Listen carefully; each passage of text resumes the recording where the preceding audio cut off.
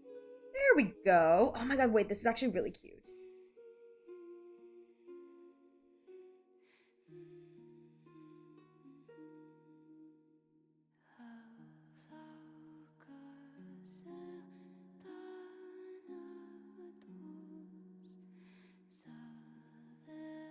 Oh my god, wait, this is so adorable. I'm gonna be real here. I'm like super excited to the fact that like the newest outfits I've gotten to create have been like JK themed.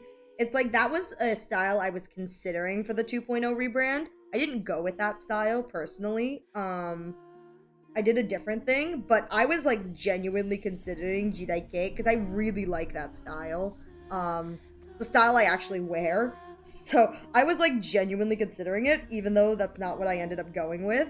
So there is a possibility of in the future getting like a secondary like outfit commissioned, you know what I mean, in that style, because I think that'd be like really cute.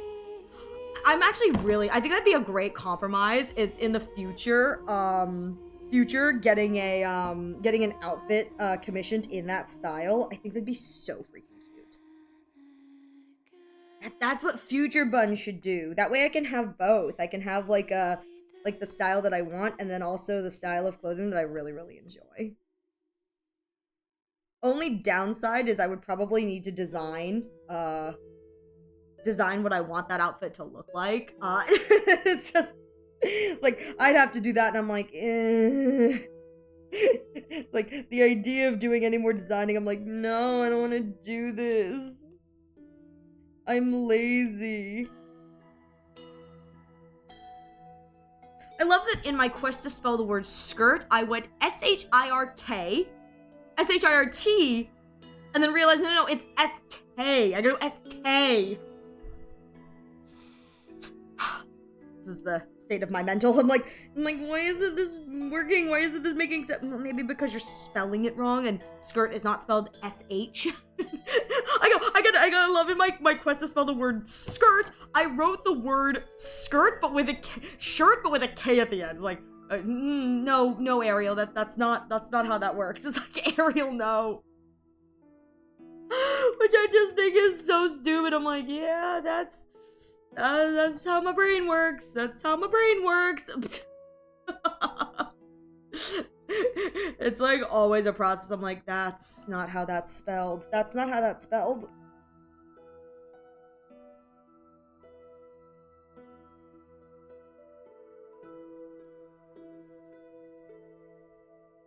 Okay, I'm hoping I can like make this look a little bit fluffy.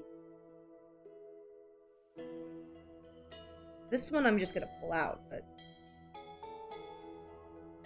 okay.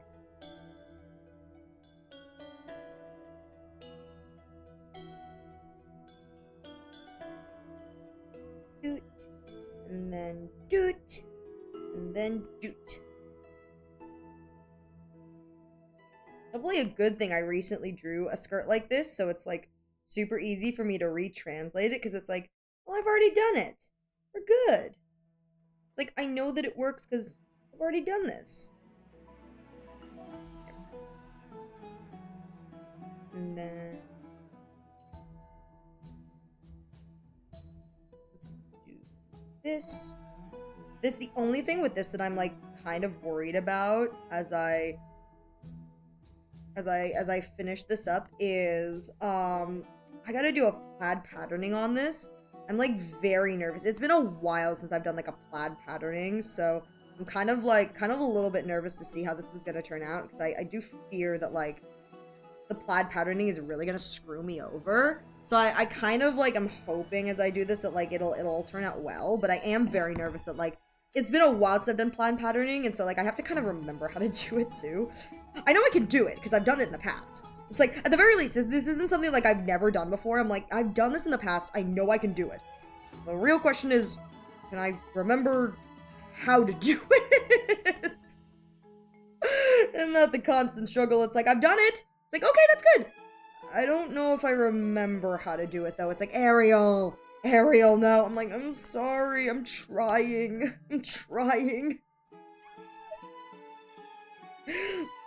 I was like, Ariel, no, you're trolling. I'm like, I know, I'm sorry. I don't know what I'm doing anymore. But then again, when did I ever know what I was doing? So like, that was your first mistake, was thinking that I knew what I was doing. Like, that was your first mistake. You really shouldn't have counted on me, because that's how this works. Like, counting on me was your first mistake. Oh my god. What do you think of this as a model? I would have Nanami Kento from JJK outfit, Chico hair, boa, Hancock height, and a face like Kafka and HSR in the body of Leon Kennedy. I'm gonna be real here. I don't recognize some of these characters, Chief, so I'm not 100% sure. But I'm sure if you had someone who, like, you know, if you yourself are an artist, or if you commissioned somebody and provided them a bunch of reference photos, I'm sure it would look really, really nice. I don't know who some of those characters are, so I'm not really sure how that would look, but I'm almost positive if you were to, you know, either do it yourself as an artist or like send that to a character designer, I'm sure they'd be able to like really bring that kind of vision to life really well. The character designers are like really, really good. I mean, a lot of the people who do character design, it's like, yeah, they have a great understanding of like what makes a character, you know, work and look good, and so it's like, definitely recommend where it's like, if you have like a very specific kind of vision, it's like, character designers, man, they got you. They got you. They got you, and that's the reason why I look the way I do. It's like, I am an example of what happens if you don't get a character designer. It's like, Ariel, what is this? I'm like, it's fine. It's like, Ariel, what is this? I'm like, it's fine. It's fine. I promise, it's fine.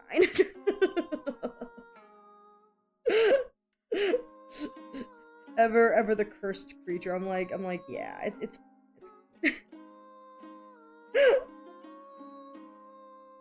the same time, it's like, as much as like I rag on my own design a lot of time, it's like, it doesn't feel right if it wasn't done by me, if you know what I mean. Like, that's the struggle I run into, is like, it doesn't feel right if I don't have some hand in it, and so it's like, I suffer through the fact that it's like kind of unfortunate, but it doesn't feel right if I don't have some hand in it.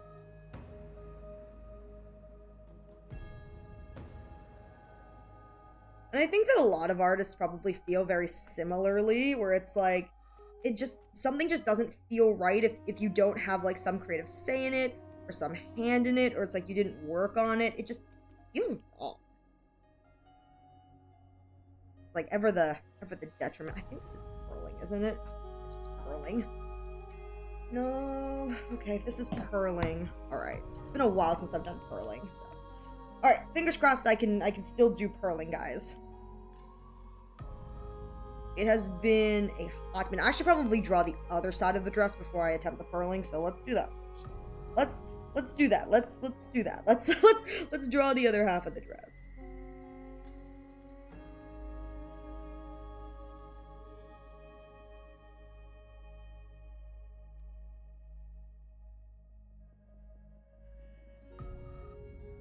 That is a tangent, but honest to God, I'm just gonna deal with it.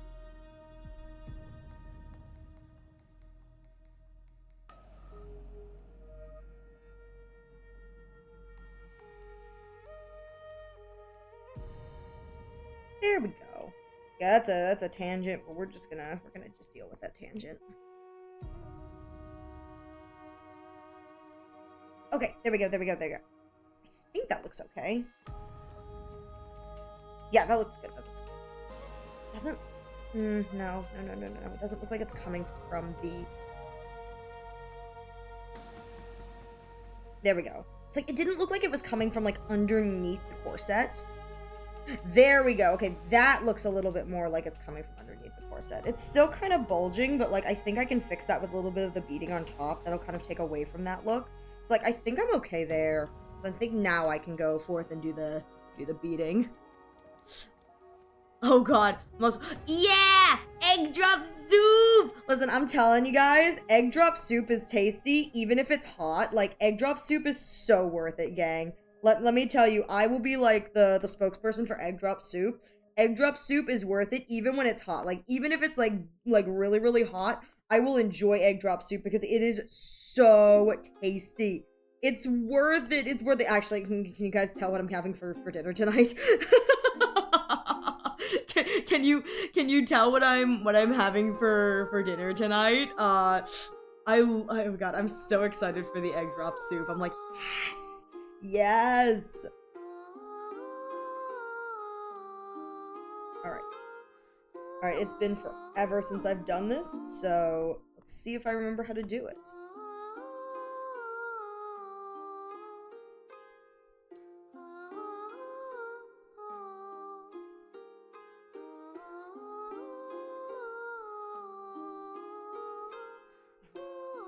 I feel like the pearls usually aren't this large when I do them. So, like, usually I don't have to worry so much about, like, the spacing on this, but I feel like these pearls are rather large. So, I have to do it like this. Okay. And then... Ooh, no.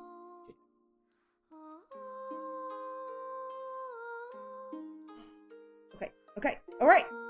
And then... Take this off. Yes! Oh my god, that looks like it. Yes. It looks like what I need to look. Yes! Oh my god, guys, it's looking like I needed to look. It's looking like I needed to look. Oh my god, yes. I'm gonna flip this canvas. I'm lazy and we're going to flip the canvas. What is egg drop soup? It is what it says. It is soup in which eggs are dropped into it. I don't know how to describe it other than egg drop soup is egg drop soup. Hang on. Egg drop soup. So Google. So Google says that egg drop soup, and by Google I mean I googled it and then a website came up and then the top thing is what is egg drop soup? So the name egg drop comes from how the soup is made, which is dropping raw egg into hot soup.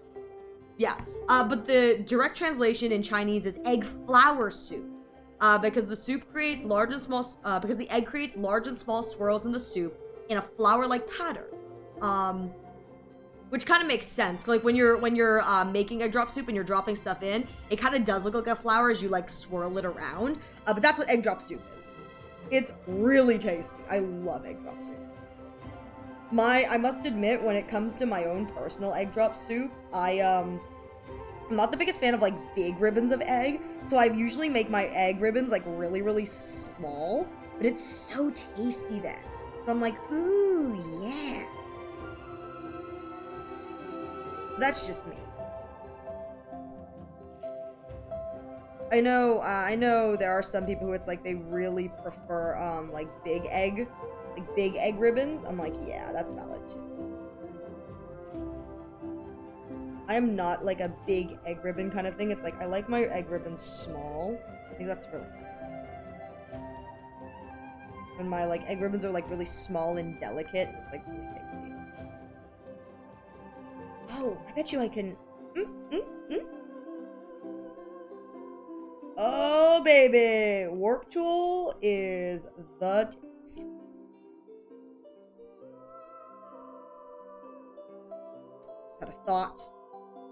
Just had a thought. You know, I just had a thought. Just a silly little thought that I could just... Oh, right. The shape is different, so I have to... Yeah. I hope that looks okay. I fear that, like, it's too bulbous. That sounds weird, but, like, I fear that, like... No, okay, that looks okay. I think once I have this middle one, it'll look a little nicer. Because, like, it feels, like, too big on this side. Like, this one feels, like, too long compared to this one, so... Once this one's in, it'll probably look a lot nicer.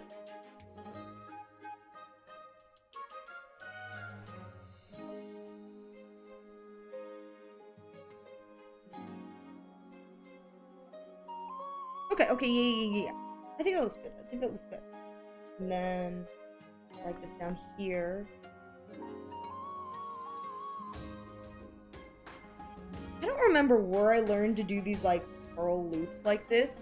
I don't remember if it was like something I saw somewhere or something I came up with myself, and I was like, oh, that's like an easy kind of efficient way of doing it because I'm lazy. But regardless, I think it turns out really well because I've used this technique on like several things. That looks good. This looks so good. I didn't realize we'd be coming back to that kind of shot. I mean, welcome back, Peter. Welcome back. Oh my god, wait, I'm actually very pleased with how this purling looks. I feel like this looks really, really nice. The real question is, these has bows on it, but I don't know if I want to do a bow. Like, I feel like that takes away from this. Like, if I do a bow, I guess the bow would have to be on the waist section, I guess, but I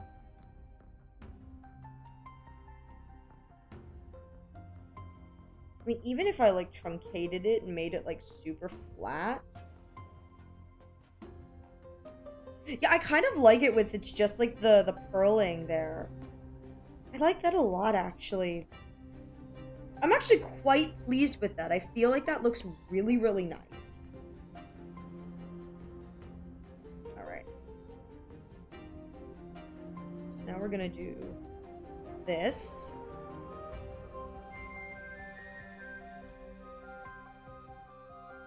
Is the implication of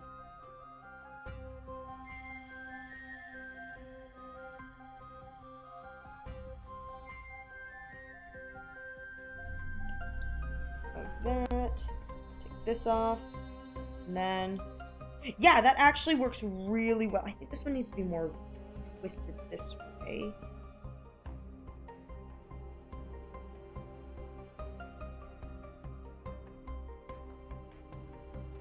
Yeah, because then it's like here. Then I think my movement lines are here, here, here, and then here. This one could probably be twisted a little more too. But I won't hold up too much hope because this is on the side. Yeah, there we go. There we go. Why the heck am I choking up looking at the Steam store? Hey, what the world is this? Hey, Glenn, I hope you're doing well. Hey, Ariel. To make an omelet, you have to break a few what? Eggs?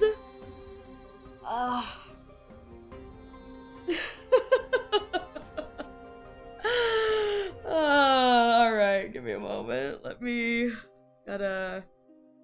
go. There she be. I hope you're doing well too, Glenn. It's good to see you. I hope you're doing well. I'm a little tired right now, but what can you do? I'm locking in. I'm getting stuff done, you know? Bun's getting stuff done.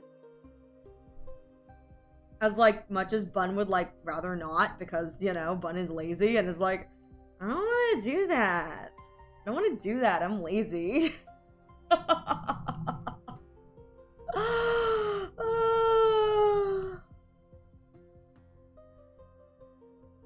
All right. Do a little stretching, and that's what you can do. MG Ariel. What? Wait, you have yes. Almost a year! That's what we're talking about, Betty! I just made chicken tacos and went to dry scoop pre-workout. Ugh! The chicken tacos sound good, but I don't know how I feel about that dry scooping the pre-workout. To each their own, but good luck with that, buddy. Honestly, though, chicken tacos sound amazing. I hope you enjoy your dinner, because chicken tacos sound so good. Oh no, now I have to figure out this mess. Oh, Ariel, why did you shade it like this? Ariel! Why did you shade it like this?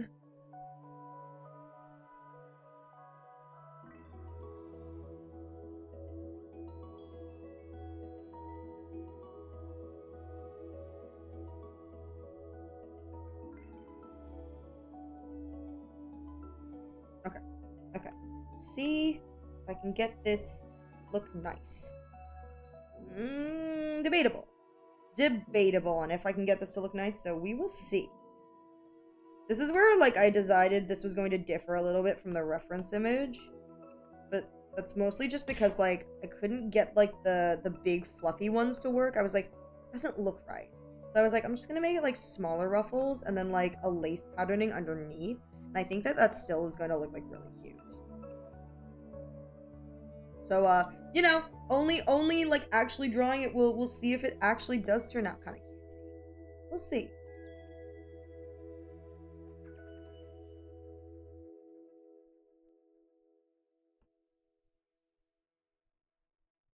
Here, and then,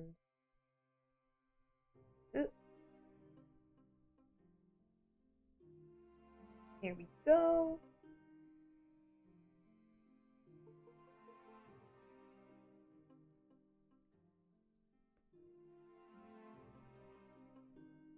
Boop and boop, boop, boop, boop. Here's this one, this one. Oh, wait, I think that actually looks really good. I think that looks pretty good. Hey, that actually does look pretty good. Okay. It's coming together, guys. It's coming together.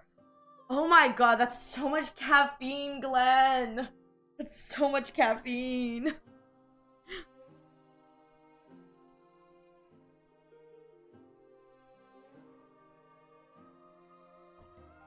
I don't know what the recommended caffeine intake is for like daily. I got no idea what that is. From a Love Live and HSR fan, would Robin kill as a manager for them? Probably not. Just the nature of the way that the two shows are set up. They really are night and day. The Love Live franchise is set up around the idea of school idols.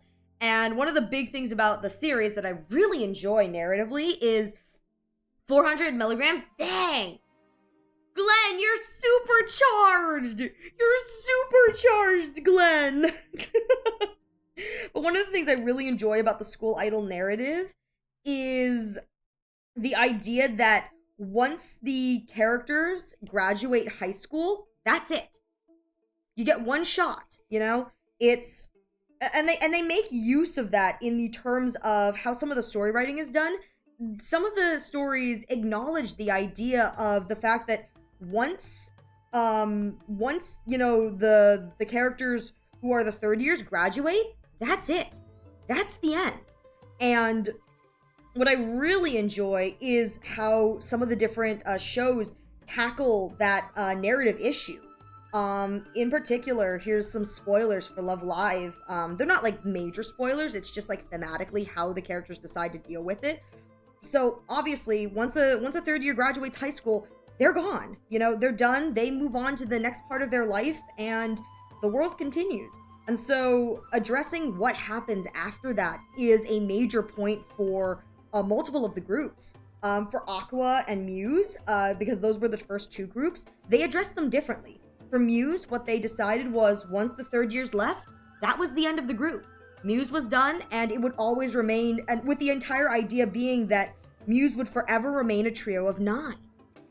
You know, without all the core members of the original group, the group was not the group. And so it didn't mean that the members who were, you know, still high school students couldn't go on to make a new group, but the entire idea behind that message is that the group will only be complete as a core member of 9. And that is the decision that they came up with for the Muse cast. For the Aqua cast, they did something a little different. They had the third years graduate, and the entire idea behind Aqua was that Aqua remained as a group of 6. And it is implied that theoretically Aqua could get new members in the future, but their decision, instead of it being the idea that the group is only perfect as 9, the idea behind Aqua was that the original Aqua was the group of third years. They disbanded, things didn't work out, and then they came back together years later with a different leader under a group of 9. And so the idea of Aqua continuing, even though the third years are leaving, is the idea that the name of Aqua is not singularly tied to a group of select people. It is a name that transcends and moves with the members of the group. And so they decide that they're going to stick with it. The members of Layla, which is like the third kind of big like group that's the next series, haven't had to deal with a graduation yet because their entire story was the idea of, what if all the members are first years? What if this is the first time we're seeing this and all the members are first years? And so with seasons 1 and 2, we've only seen characters be added. We have not seen characters graduate, but we have seen characters leave or form different groups. And I think that that's like a really cool thing. Hey, Glenn. Yeah, we could talk about that after stream. Yeah. Or if you want to leave it, feel free to drop it. Please drop it in the art requests channel. That way I can add you to the art request. If you don't want to drop it there, please use the ticket tool in the server of the Discord. But heck yeah, Glenn. But yeah, that's one of the things I really enjoy about Love Live is that they do address the idea that like you can only do Love Live as a school idol. And so if you're not a school, like, you know, in school, it doesn't count. It doesn't work like that. And I just think that that's like a really kind of nice thing that they do address in universes what happens when the third years graduate. And every group kind of handles it differently. I think Hanasura, interestingly enough, Hanasura is not like one of the official main Love Live whatevers, but it's like a Love Live spin-off that is considered canon. But I think the way that Hanasura addressed the idea behind this is I think they just had the members of the group graduate. They just, you know, story-wise, they've graduated and that's it. And Hanasura continues on with its subunits just without those characters. Which again, I think narratively is very interesting. But that's like one of the like main things with Love Live is the fact that like once you graduate as a school idol, that's it, you know? They even make mention of that in the Aqua story where the rival group for the girls is a pair of sisters. One of them is a third year and one of them is a first year. And so this mimics and mirrors the characters who we follow in Aqua, where one of them is a first year sibling girl, and then their sister is a third year. And so for both of them, there is an entire plot line where they acknowledge that this is the last year that their elder sister is able to compete. It's the last year that their elder sister is able to be a school idol before they graduate and go off to college or do whatever else they need to do. And for this other character, they had an arc where they messed up at the quarterfinal live, and it was a major mess up. Like, it was bad. It was bad, and they were essentially thrown out of the running. They would no longer be able to compete because they basically lost the round. And for that character, it became such a sore point because the entire idea was, you know, and it's really interesting because you see the sister talking about it, and she's like, it was an experience that I enjoyed. I got to do it with my sister. It was great, you know, and it's a memory I'll take with me. But from the younger sister's perspective, you can see how hurt she was because she felt that she messed up her elder sister's chance at winning the entire event because it was her last year. This was the last chance she had to do it. And so there's an entire like song that they write from the perspective of these two younger sisters who have kind of confronted the idea that this is the last time they're probably going to be able to do something with their big sister because, you know, life is starting now. And it's a really great song. Awaken the Power is a song that I really enjoy. And then they bring back in the Aqua movie, they have these two sisters come back and they make like a mock live final where they kind of perform a what if we did make it to the finals. And it's the idea that a mistake made on stage can only be corrected on stage. It's a really great arc for the characters, but it does kind of remind you, and it's meant to remind the viewer that that it's like, these guys are in school, but for them, this is like the last time they're having this moment of experience. It's a very fleeting thing, which is just something I very much so appreciate. I really enjoy Aqua's storytelling and the character arcs that they go through with Aqua, and the storyline between Ruby and Daya, I think is just really precious because you can see that both of the girls at the end of the day, for them, the fact that they're able to just do something together with their sibling means the world to them, but it means something different for both of them. For the elder sibling, it's a reassurance. It's the idea that even in this kind of last moment before I, you know, have to basically, you know, go off to college, you know, step foot into the real world, I get to have this experience, you know, with my younger sibling. And for the younger sibling, it's an experience of kind of like this muck up of like, I'm going to show you that I'll be okay without you. I'll be fine, and we get to do this last thing together. I'm doing this for us, for the last experience we get to have together. It's a really sweet dynamic that I could go on and on about how much I really enjoy Love Live. It's something I don't get to talk about, but like Love Live is one of those shows that like, it has a very special place in my heart.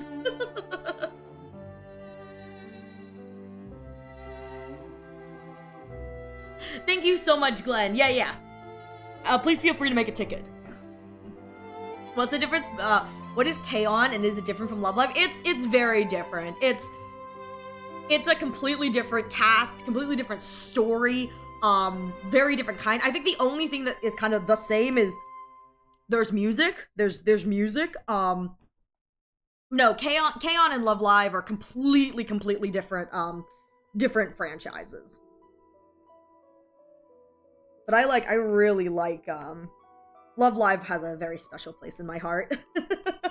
Love Live is, we want to talk about, like, has a very special place in my heart. Hang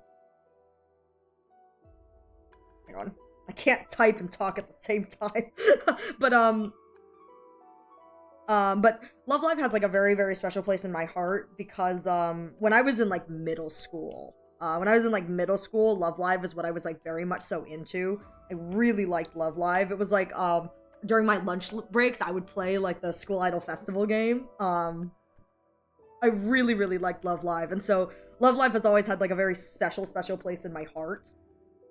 As a show. As a show, Love Live has always had a very special place in my heart. And I really do adore the series. So I will, like, never probably shut up about Love Live purely because it's like Love Live means so much to me. as stupid as that sounds, it's just like Love Live means a lot to me because it's just something that, like, I've been into for so long, and I think that the, like, story is, like, really moving at times. It makes me very happy, you know? As, like, silly as that is. But it's definitely, like a show that, like, I would recommend to all my friends, but I would also tell them that, like, it is an idol anime, so, like, if they don't like idol anime, if they're not, like, a fan of the kind of, like, kind of, like, slice of life-y, stereotypical, like, you know, it's like, we have to get the band together kind of thing, it's like, they're not going to enjoy it, but it's something I highly recommend to, like, all of my friends who do enjoy that kind of thing. I'm like, please, watch Love Live, it's so good. The Nijigaku anime, which is, like, a spin-off of the original series, because Nijigaku is solo idols, is, like, really good. I really like Nijigaku. Because they tell some really sweet stories with Nijigaku. In particular, I really appreciated some of the arcs that they had, because instead of it being, like, a whole group, it's, like, individual characters, so every character probably doesn't get as much screen time as people would like, but they have, like, mini arcs. And I really like, the mini arcs. I think the mini arcs are, like, really cute. But, that's just me. I really like Love Live.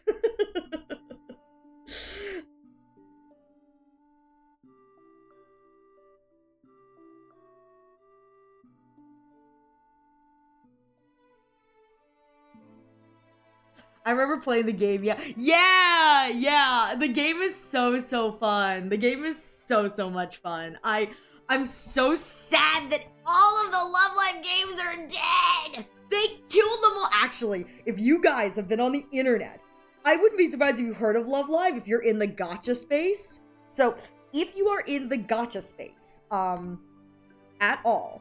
So if you do gacha at all, and you keep up to date on, like, gacha news and whatever, I'm almost positive you know what Love Live is. Almost positive that you know what Love Live is. The reason I say this is it's because this is great. Love Live unfortunately became a bit infamous at one point. The gacha has been around for many years. Like, at the time of its shutdown, it had been, like, 10 plus years running. It is an old and original, like, pioneer of, like, the rhythm game genre. It was showing its age by the time it did shut down. They decided to shut it down. It was showing its age, but it was one of the original pioneers of the industry. It really was. It's like a lot of the things that we see now, Bandori, Project Sakai, you know, a lot of the, like, current rhythm games we have, they drew a lot of inspiration from Love Live. Love Live was one of the firsts. And again, it was showing its age. I played a lot of All Stars, which was the 3D rhythm game, less the rhythm game, more like action RPG version. I just like the pretty costumes. But it was really showing its age. So eventually they shut down the first server and they made an announcement they were making a second game. So they were making School Idol Festival 2. It's like, okay, that's cool. And the entire idea was it was going to have the 4 main groups at the time, which was Muse, Aqua, Nijigaku, and Layla. And so it was going to have all of the groups, and it was like really cool. I was like, oh, okay, this is really cool. So it was like new card art, new kind of thing, new setup, but like the same kind of style of gameplay. And it was like, okay, this is really neat. The reason why it's infamous is oftentimes the global release is about a year behind JP release. They release things in JP and then it takes them about a year to get things translated to global market. So if you're playing on global, like I usually do, because I want to read things in English, it's like I want to read things in English, which is the reason I wait for the global version. So you're usually about a year behind. And so you're kind of used to being a year behind. There are some gacha games that are caught up and they release things at the same time as their JP counterparts. And hey, I hope you're enjoying Course Party Monokuma. Thanks for stopping by. It's good to see you. But a lot of the time they release things about a year after. I know there are some games like Uma Musume and Project Sakai where they are in the process of playing what we call catch up, where it's like banners are usually shorter on the on the stage, but the reason for that is because they want they want to like catch up so that they're releasing content at JP at the same kind of volume that they're releasing it for global. That's the goal for a lot of these games. So anyway, with that said, when a new game comes out, usually you gotta wait a year for the global version. So I was fully ready to wait like a year for the global version of the Love Live All-Stars 2. I was like, okay, Love Live School Idol Festival 2. I was like, heck yeah, this is super exciting. And the global was announced for release, and then it was pushed back. And I was like, okay, that's fine. That's kind of normal. Push back. And then we got the announcement that the Japanese server was closing. And the global still hadn't been released. Okay, that's fine too. What are they gonna do about global? Because they had a release date for global. So like, is global not gonna release? Like, what's going on here? The infamous tweet that, again, if you were in the gacha space, you probably would have seen this. The infamous tweet. It was a tweet in English for the English community and the global version of this game. We are excited to announce the launch of the global game on insert date here. However, we are also saddened to let you know that our servers will be closing down on this date here in correspondence with the JP servers. In a single tweet, they announced both the date you could finally play the game, as well as the date of the server close. 6 months. 6 months. I'm pretty sure I think it was one of those things where it's like, I don't even think it was 6 months. I want to say like the release date was February and they closed the servers in May. So February, March, April, May, 4 months. It was one hell of an EOS speedrun. No, and you could still make in-app purchases. You could still make in-app purchases. And the global version of the server, as well as the JP server, did not have like a going away gacha. Like when All-Stars shut down, Love Live All-Stars shut down, they had a bunch of like, not like, you could still buy stuff, but when All-Stars shut down, they had a bunch of like promotional stuff that was going on that was like, hey, we know that Love Live All-Stars is shutting down, and so we just want to give you guys a bunch of banners so that you guys can, in these last moments, if you want to like, pull units, select units, whatever. They had like a bunch of banners like that. Love Live School Idol Festival 2 had that, but they didn't give out extra currency. So they were just expecting you to pull and spend money on a game that was going to EOS. And it was one of the most hilarious things to ever experience. The Love Live community was just kind of sitting there like, wow, I can't believe this happened. It broke containment. It broke containment and reached like the global kind of gacha population at large. People were talking about it. I was like, oh shoot. Like, I haven't seen this many people talk about Love Live like ever. But so, if you've heard stories of the gacha game that announced its like global version and its EOS in the same tweet, that's Love Live. But again, I will say, it's a great story to talk about. I mean, it is a hilarious stain on our community. Like, I just think it's really amusing. I'm like, you know what? I can't even hate it anymore. Like, at the time I was like, I cannot believe they're doing this. But like, it's kind of like a vibe at this point. It's like just really funny. It's just really funny. And I personally think it's like just really amusing. But yeah, so that's the love live for all you guys. But I love the series so much. Love Live has a very special place in my heart, and it will always have a very special place in my heart. I mean, I spent a lot of my childhood with Love Live, so Love Live has a special place. My favorite character, so I'm an Aqua person. I got into Love Live via Aqua, so I was not a Muse person. So like all the people who are like nostalgic for Muse, I'm so sorry. I'm not a Muse girly. Aqua was my bread and butter, still is. My favorite character is Riko Sakaguchi. She is my absolute favorite. I think she's like the most adorable little creature to ever exist. And canonically, Miss Riko Sakaguchi canonically likes Yuri. There's an entire sequence in the anime where it's like the girls, because she's from Tokyo, and so the entire idea for Riko is that she's a callback to the original Muse because she came from the same school as the Muse girls did. But she's now living living out in the country, which is where Aqua is taking place. But what's really cute is that they're a bunch of country bumpkins, and it's like really funny because they play up the country bumpkinness when they go to Tokyo. They're like, "It's Tokyo, the big city, Tokyo!" And then Riko's like, "I don't understand why you guys are so excited about it. It's just Tokyo." Again, country bumpkins. They live in Numazu, which is like a tiny little prefecture. They live like, you know, it's like they are country bumpkins. And it's really cute because Riko's like kind of sitting there like, I don't understand like why you guys are so excited about this. It's like really wholesome.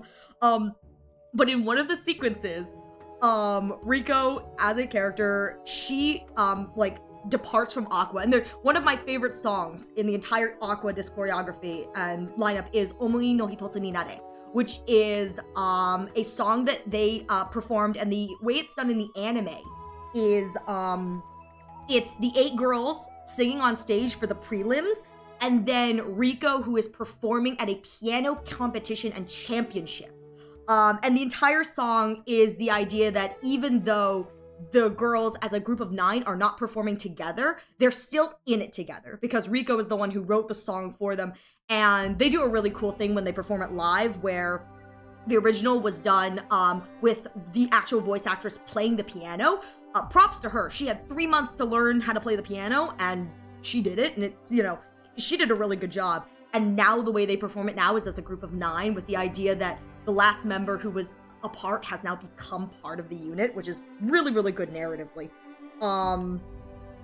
But the way that they perform that, it's a really like sweet song with about the idea that, like, you know, even if, you know, all 9 members are not like physically present with each other, they're still there in spirit.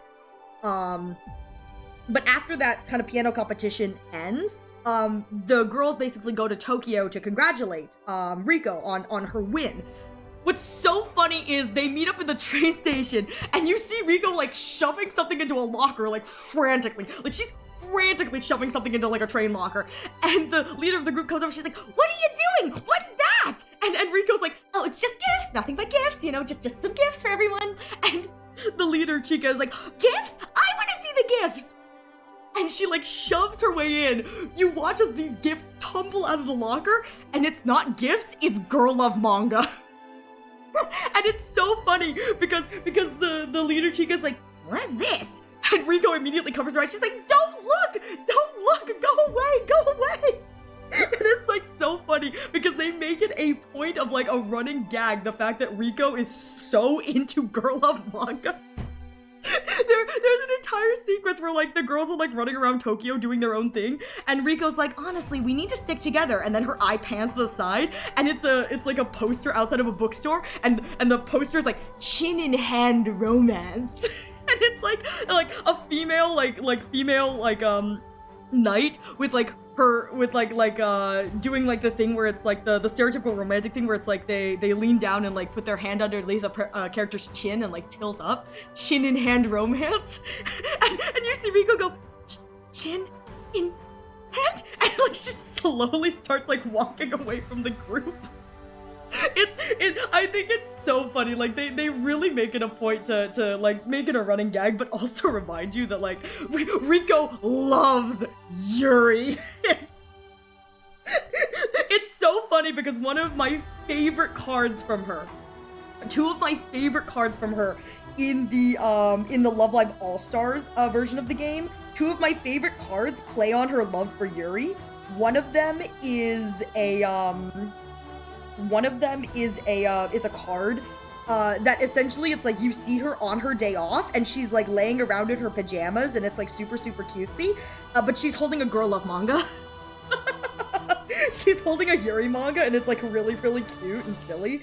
And then another one is like the special like festival card that they did for her. And the story behind that card, when you get to the card's like special story dialogue, is this is really cute. It's the idea that for this specific special card, you caught Rico unannounced. Like you came over to her house, like she invited you over, but she didn't realize you were coming over so soon. And so she's like super freaked out.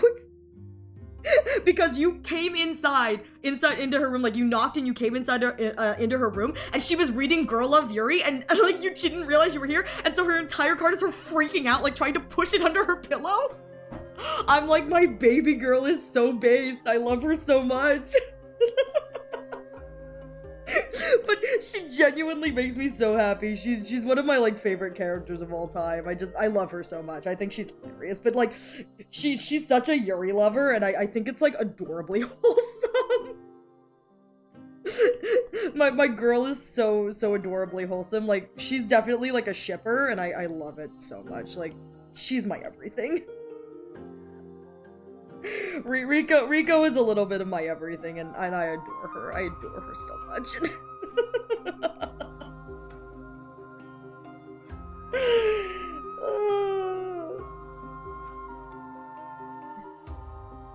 Enjoy your lurk, Yuzu. Have a good EP. Have a good EP. Thank you guys for letting me. So this is what happens on the art stream days, where it's just like Ariel gets permission to talk about whatever she wants, and it's like, what is Ariel gonna talk about today? her love of Live. I love Love Live so much. I love Love Live so much. Oh my gosh.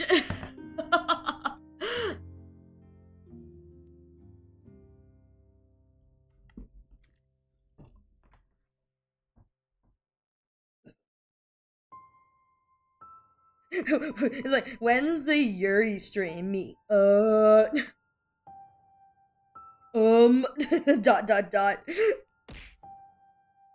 Nah, man, I love Love Live so much. I love Love Live so much. It's just one of those animes that like brings me a lot of comfort. It's like everyone has that one anime where it's like, it's just something that they always go back to because it like either means a lot to them or it's like, you know, they really enjoy it. And Love Live is that anime for me. Like, cards on the table, like, I don't listen to a lot of music, unfortunately. So it's like, if someone were to like ask me to sing a song, I'd be like, oh shoot, I don't know any songs.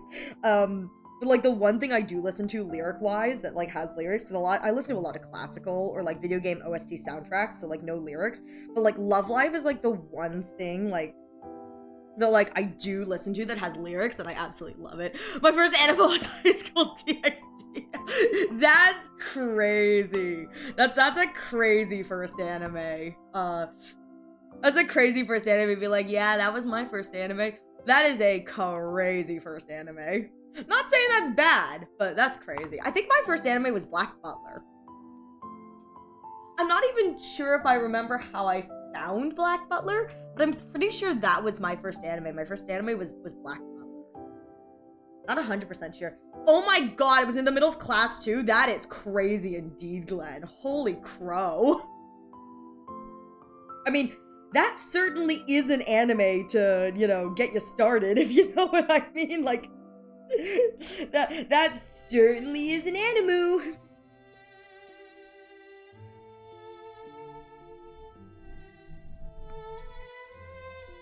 Nah, I got fond memories, you know, and I'm a bit of a LARPer, you know, when it comes to anime. I'm a bit of a LARPer. I don't watch a lot of anime. A lot of the stuff nowadays is like very visually beautiful, but it relies on a lot of visual storytelling, and like I tend to like listen to anime while I'm working. So like if something like needs to be visually enjoyed, it's like I just don't have time to like do that. So I must admit, I'm a bit of a, like, weeb LARPer. It's like, I just don't watch a lot of the newer stuff nowadays. Like, I'm gonna watch something, I'll usually, like, rewatch something I've already seen. I can just listen to it, while I work. I'm a bit of a LARPer, you know, just a little LARP. But I think it's kind of nice, you know what I mean? Caught my friend watching it in class, and I watched it with him! That's crazy! So what I'm hearing is your friend is to blame, huh? Your friend is to blame. That's what I'm hearing. That's crazy though. That is wild. Wild and doing it in class? That is wild indeed. I feel like maybe I need to have it like be a lighter color. Again, I'm gonna put this over. This will have a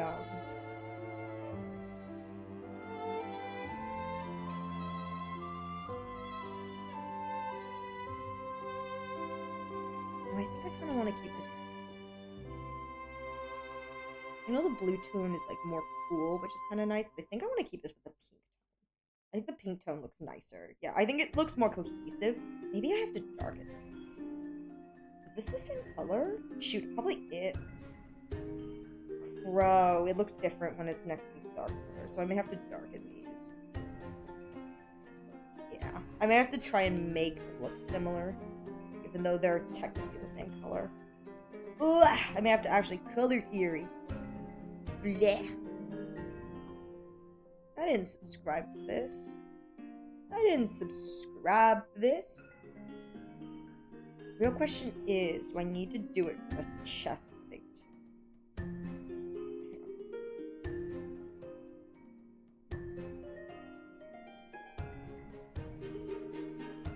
Yeah, I do. Just a little bit.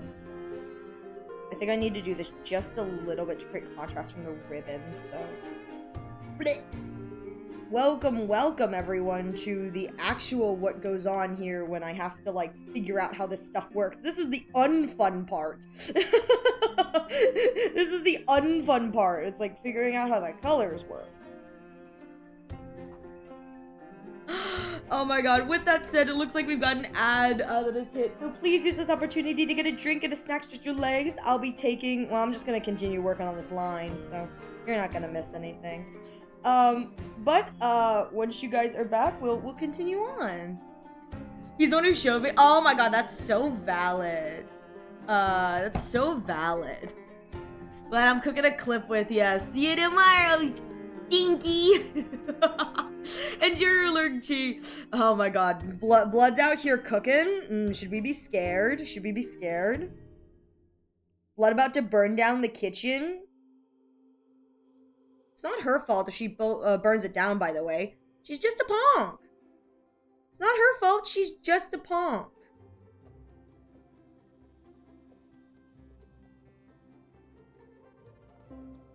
Shoot. Oh, Crow, I need this. I didn't do that. Because that's Lacey. Oh, no, I messed up. Alright, hang on. I have to go get a secondary overlay from one of my other models because I messed up and I deleted the legs. Shouldn't have deleted the legs, and I did. And that was my bad. So I'm gonna go over here and grab just the legs.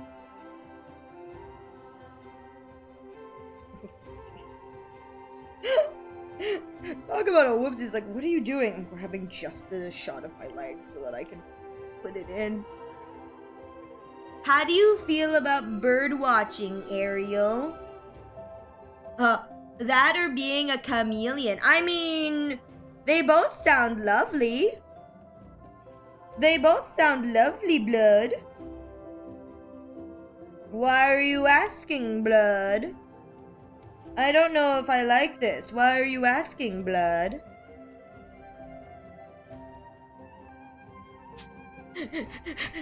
Which sounds more fun? I don't know. I don't know. I'm scared, Blood. I'm scared.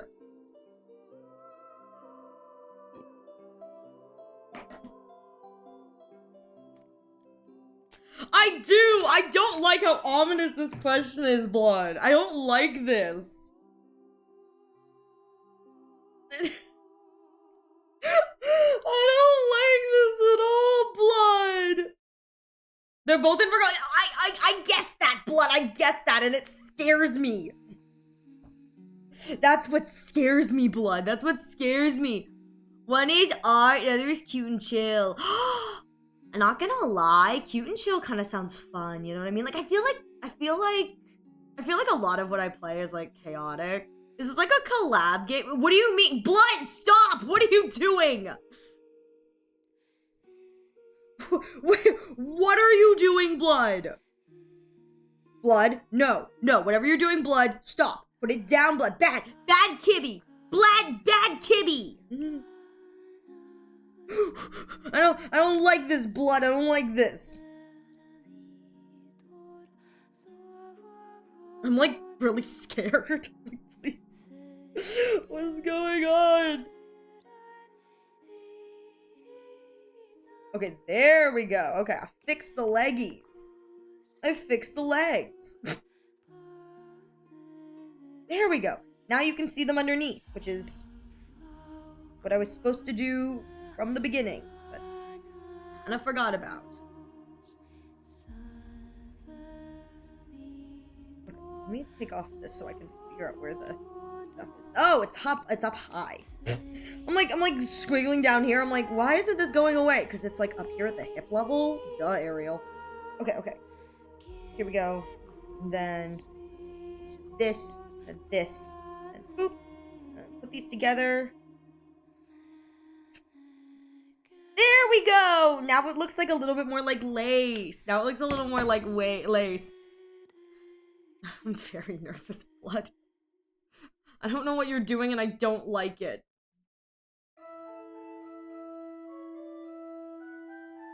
I don't like this. Leave me alone, Blood. Leave me alone. If you want me to get something, just tell me. Leave me alone. You're crazy. Oh my god! Me side is on sale right now. I should consider picking that up. I've heard nothing but good things. Blood, white blood. Why did the little thing at the bottom of my screen pop up that said, "A blood queen has gotten you a gift"? Blood, what have we done? What happened? Who's that? Yeah, who's that? What have you done? What have you done? What did you do? What unholy friend slop have you? I assume this is friend slop. What unholy friend slop have you just dropped upon me? What have you done? Blood, no. I am innocent, look at it. You are? Let me see.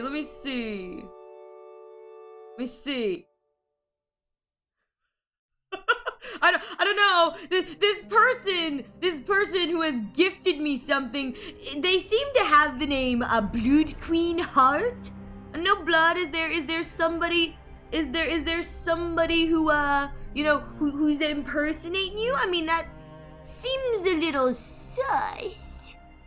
Are you not the Blood of the Queen? My identity. I'm doxing you live. Blood Queen. There's a thief? Methinks.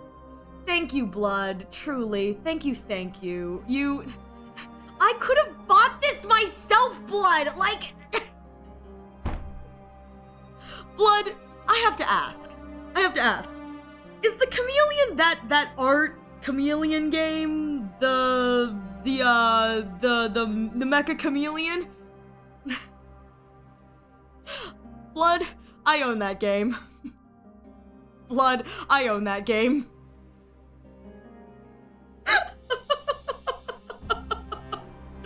So, you purchased that game, Blood. I own that game, so you purchased that game. I mean, there may be some ponking on the horizon. I'm gonna be real here, though. I've not heard of Flock around. Again, thank you, Blood, so much for this. You did not need to do this. You could have just said, hey, there's this chill, like, game, you know, we're considering playing it. Like, you did not have to do this. I could have purchased this. It's fine, Blood. Like, you did not have to do this, but thank you, Blood. But you said this one's chill? This is like a chill game? I'm kind of here for this. Wait. Sorry, I'm looking at the achievements for this game. There are shiny birds, Blood. We have to find the shiny birds. You just look around and find... Blood, there are shiny birds. We have to find a shiny bird, Blood. We have to. Oh, shoot. Dude, Blood, I don't know what your schedule is. I'm gonna proposition you live on stream. This is my chat. I can do what I want. This is my stream. I can do what I want. I'm gonna proposition you live on stream, Blood. Hey, Blood, hit me up, baby girl. I'm sorry, that's so gross. Me be like, hit me up, baby girl. I'm so sorry, Blood. I should not say that. That's so gross. I'm like a disgusting, dirty old man. I'm like, for those of you in my community, don't do that to Blood. Don't do that to your streamers. Don't send messages like that. That's not good. That's no bueno. Only bun is I've got privileges. I will bite. Listen, you want to know why Blood bites? It's because I'm dangling the one brain cell we collectively share. And so if I'm dangling the brain cell, Blood is looking at that brain cell, and I'm also looking at that brain cell. I'm dangling the brain cell fully also. I'm like a dog chasing my own tail. I'm like, ooh, brain cell. It's like I'm the one dangling the brain cell. I'm like, ooh, brain cell. But dude, Blood, if that's like an actual chill game, let me know what your availability is. I'd love to do like a chill thing with you. I mean, I'm gonna be real here. We're going to turn it unhinged whether we like it or not, because that's how it works. We're punks, you know, having hingedness, you know, being sane. That's not how this works. That's not how this works. But let me know, Blood, because that sounds like a lot of fun. That sounds like a lot of fun. Like, I'm so down for something more like happy and chill, you know what I mean? Like, I'm always down for that. I'm always down for something, like, fun and chill. Again, despite, you know, the way I act. It's like, chill bun does exist. Yeah, I'm taking another week to sweep a bunch of stuff over. Nah, dude, I know you busy. But you got my DM, so, like, we can plan something in the future, you know what I mean?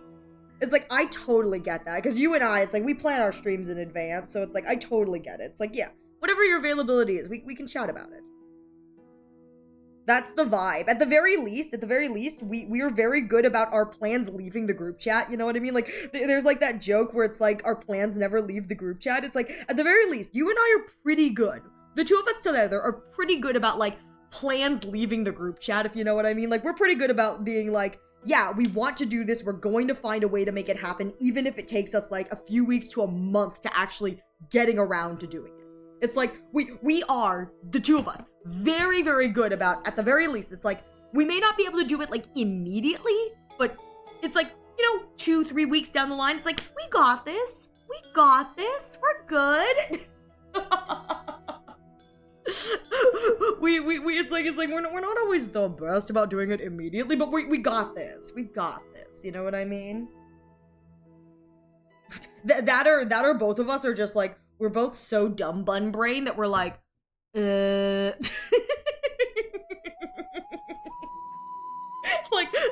we're both a little bit brain cell short that we're like, I mean, we'll get around to it eventually, right? We suck at this, blood. We suck at this. We're so bad at this. Like, we both collectively are like, yeah, we're not very good at this. Hang on, I'm just gonna.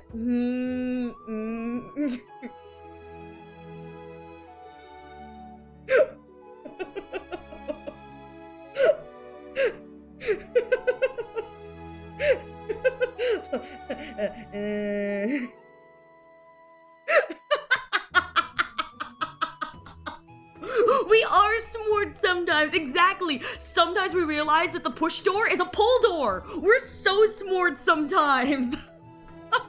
Dude, I've actually run into like situations in real life that I've been like, why can't I? It's a push door, isn't it? It's a push door. I've had those moments and I've had to be like genuinely embarrassed about it. I'm like, oh, that's a little embarrassing. Like, I've actually run into those and I'm like, oh, that's a little humiliating. Yeah, my bad.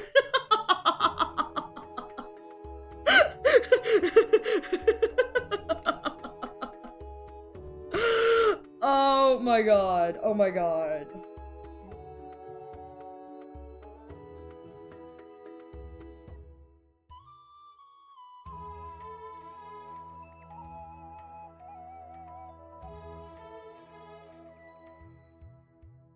Let me...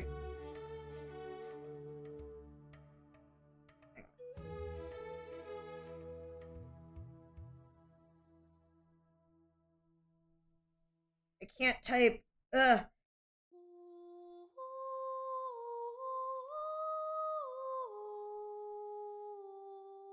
Alright, there we go. We're lurking for a sec though. You're gonna be a clean Glenn! Imagine being clean, not me. It's like, imagine being clean. Not me though. I'm what we call an unclean bun. Very un of the cleans, very unclean bun. I'm the reason we can't have nice things. I am the reason we can't have nice things. Okay, hang on. I'm gonna be bad. I'm just gonna over here. Okay. I'm gonna just draw this like right next to this so that I don't have to worry about it too much. Oh, actually, I can just do this. I think there's like two bigs. So like I'm doing like a thing that's like long like this. I probably should stretch this a little more. So it's like okay, so like two long, and then like it's got smaller ones on either side. Okay. So here are like two long ones. And there's like a color in the middle. Yeah, like a color in the middle. And then on either side I have... Oh, that's the eraser tool. Oh my god. I haven't created a plaid pattern in so long, so you guys are just gonna have to deal with the fact that like it's been a while since I've done a plaid patterning, so it's gonna be a little scuffed as I remember how to create these, but I have done it in the past, so it's like I know I can do it. Oh, coconut and mango! Oh my god, that sounds amazing. Actually, let a record show you do. You got this. I do. I have. Hang on, let me see if it should be here somewhere. I think it is anyway. There it is. Oh no, I clicked fast and too fast. Oh. The bun shows up in some of the stuff I shouldn't have. Oh, yeah, the yaoi shows up in this. I gotta fix that later. But yeah, if you look at this bad boy, there's a little bit of plaid pattern in here. Actually, hang on, let me. If you, oh, that's not the right one. If you look at this bad boy, we got some plaid pattern in here. I think I have another one that has plaid patterning. But yeah, I got that plaid patterning. I can do this. Theoretically, maybe. Fingers crossed. We'll see! We may be scuffing it. Yeah, that's Thor's. We may be scuffing it a little bit, if you know what I mean. We'll be scuffing it a little bit, you know, but it's good. We got this. We got this. We're beaning it up. We're beam boodling it up, you know. We're gonna we're gonna find a way to make it work. Oh my god, we're you know, maybe one day, maybe one day I'll have my shtinkle together, you know what I mean? Maybe one day I'll have my shtinkle together, but that day is not today. That day is not today. So I think what I want to do with this is I want to do a multi-pass. Yeah, I think I want this to be this color. And so this appears like every... Oh, okay, and so there's a layer of that and then a layer of another color. So we're gonna do... There's like a chunk, and then there's like this color. Okay. And then we'll make it like a little bit smaller, so it's more like this. Okay. So we're gonna do this. And we'll just do that because I'm lazy. And then color like right next to it. And then this color is dark color, and so we'll do like this lighter gray. There we go, there we go, there we go. And so this goes like right here. And then I multiply this again. Aha! Okay, okay. So here's the base patterning. Here's the base patterning. And then like this is the pattern. I think what I want to do is actually do this, merge this down, and then duplicate this. Oh my. Okay, okay. So here is this base pattern. Now I get to go over it with a white. And it looks like the white is... I think it's a chunk segment. I think it's like a... hang on. Let me see. It looks like it's two whites and then like lines on either side. So I think that that's what it is. So we are going to do... We'll just do this color to start so I know where I'm bracing. And... Alright, hang on. Gotta...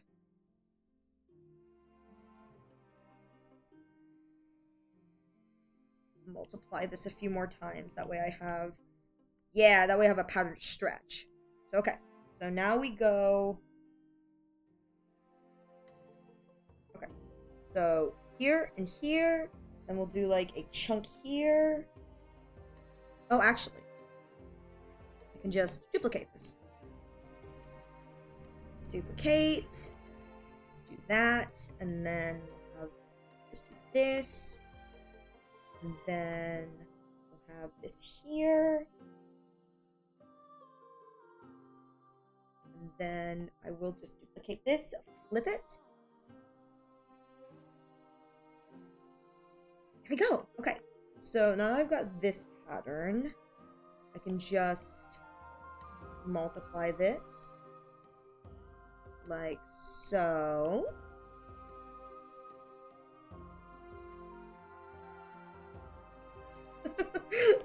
Welcome to actually creating a plaid pattern. This is what it looks like, and it is not pretty. Okay. So then all of this goes over like this, and then I have my base color, which is this like kind of grayish color. So here's my dress color, and then I want to use this as my base so I can see what the colors look like. Okay, heck yeah. Okay, I think I want it to be more like this. That's not bad. That's not bad at all. I think it needs like one little pop. So we're gonna do this. We're gonna do this. I'm watching closely. Yeah, I know, right? You see the vision? Do you see the vision?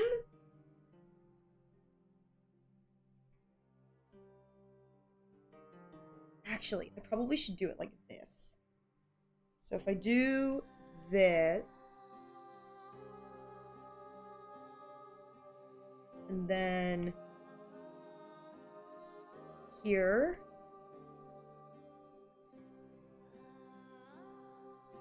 here, and then merge down this way.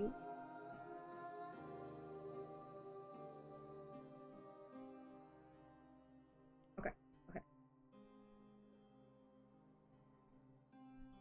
And create a pattern over this, and then I probably want to go down and do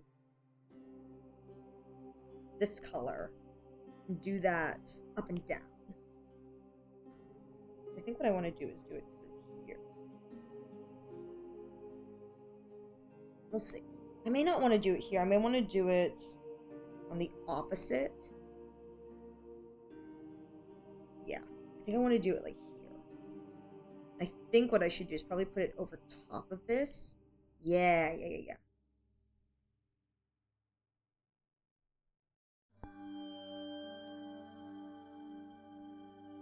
Ooh, that's not straight. That is not straight. See if I can like move these as close to like that as possible.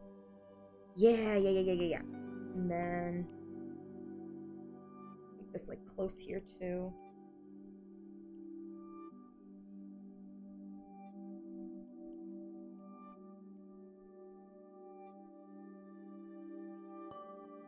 And then yeah. Where am I looking?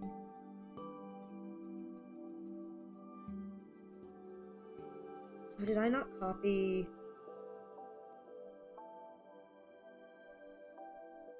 Wait. Hang on. Oh no, I covered it up. That's what this is. Oh, this one's so much smaller. Maybe.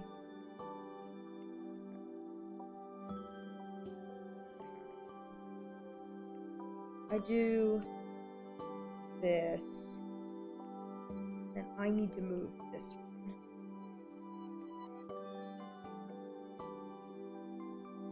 There we go.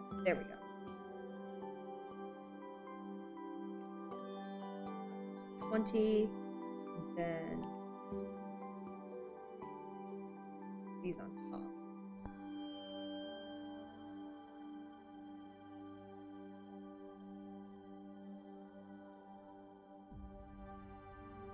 Hey, there we go! We've got a plaid patterning! It's a little bit light on the white, so I may try and make this a light gray. Let's see how the gray looks. I think it needs to be just a little bit deeper in color. So I'm gonna try this. There we go. Okay, it's just a little bit less abrasive, I think. There we go! Plaid patterning! That's what we're talking about! So this is the plaid patterning that I'm now gonna shove over this entire thing with a warp tool. Hey! Oh my god. Oh my god. Plaid patterning always takes me a little bit longer to remember how to do it, but it slow and steady comes together. It's a cursed process, it is. Alright, so this is so funny because this is what it looks like, you know, without the background color. It's like, what is that, Ariel? What is that? It's like, I promise. It looks good once you get the background color. Which I just think is so funny. Alright, here we go. So, we are going to duplicate this over here and then just start shoving it into the outfit. Alright. Here we go. So I need it for the waist and then the skirt. So here we are here. And I'm going to duplicate this. And then we're going to slim this down. Shoot, I think it needs to be a little bit... I need more. Okay, hang on. This is what we do. Boop, boop, boop,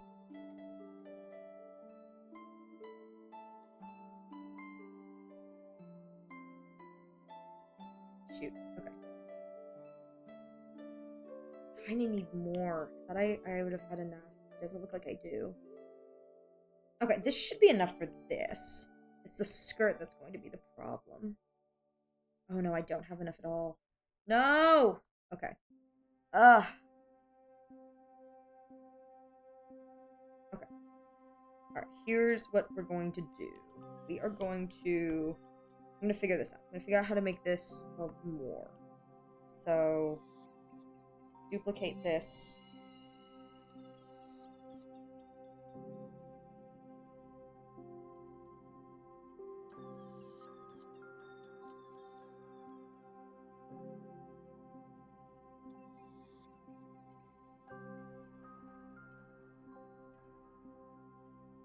There we go. We make it work. We make it work. Alright, cool. This should be enough. Yes, this is more than enough. So now I can just twist this way.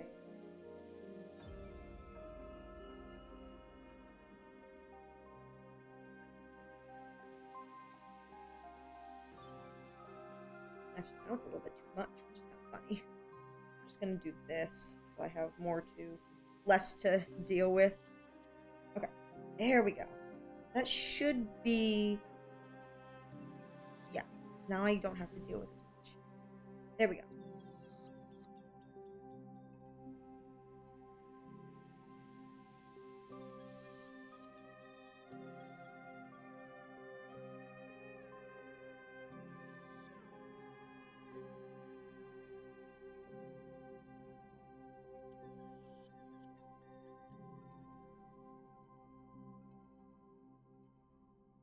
And then I should be able to just...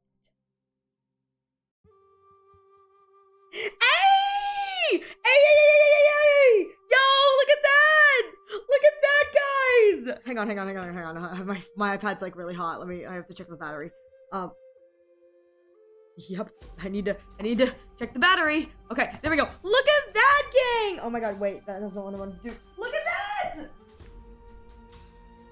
Oh my god, I'm so happy with how this is looking. I am so happy. I don't know how well this is going to show up like on stream, like when I actually have the model, but I feel so pleased with this. I feel so pleased. Yes! Oh my god, that's so cute. Okay, now the goal is also 1, don't let my iPad die. We're at like 10%, and 2, do the same thing for the skirt twice. So I now have this piece layer that I've got. We're gonna drag this down here. This may not be enough. Definitely not. Let's see.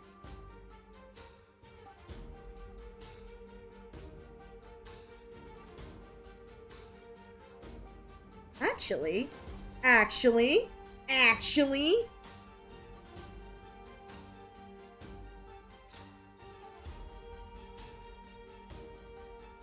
Wait a minute.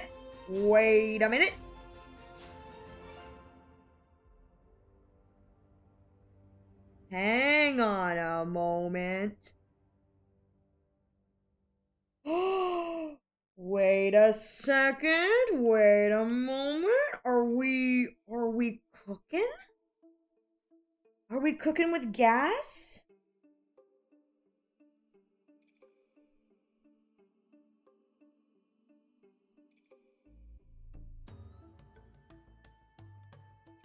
Oopsies. Shoot, okay, I need to separate these as layers. Hang on. I have to separate these 2 layers. Hang on. I think I'm cooking, guys. I think I'm cooking. I think I'm actually cooking. I think I may have done it. We'll see.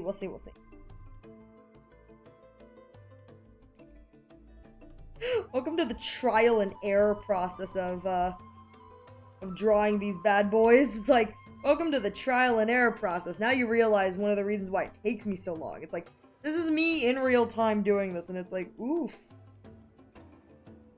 And then I make a second layer here. With the same color. So I can see what this looks like.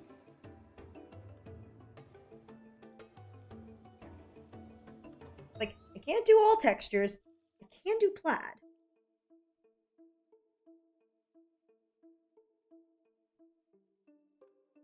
Oh yeah, boys. Oh yeah, boys. Oh yeah, baby. Oh yeah, that's what we're talking about. Oh yeah. All right, hang on. Here's the last one. I'm gonna make a little bit bigger as I warp this one because I don't know how well this one's gonna go. So we're gonna make this one a little bit bigger as I warp it.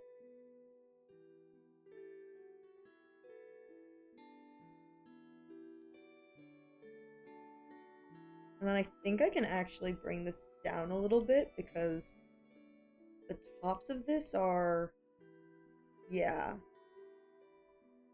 Like we're looking at this like this way. Then, wait a minute. Okay, hang on. I want to make this just a little bit bigger.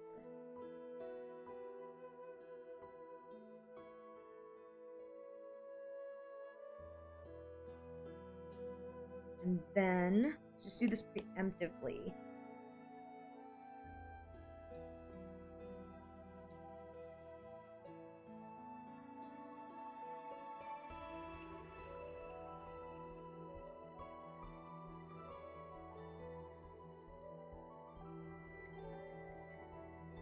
Guys!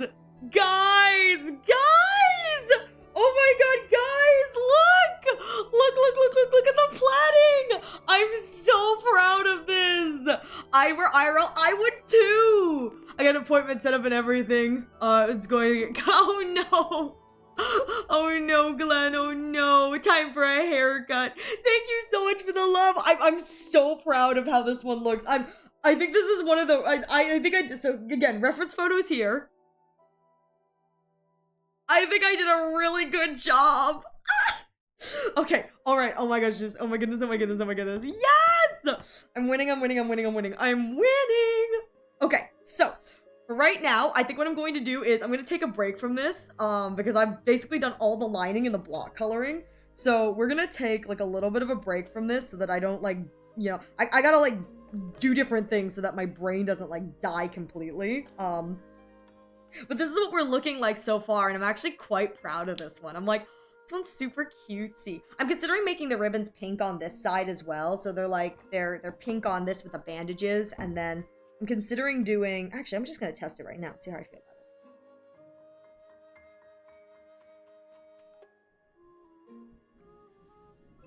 it. Because I feel like this may be a little more cohesive.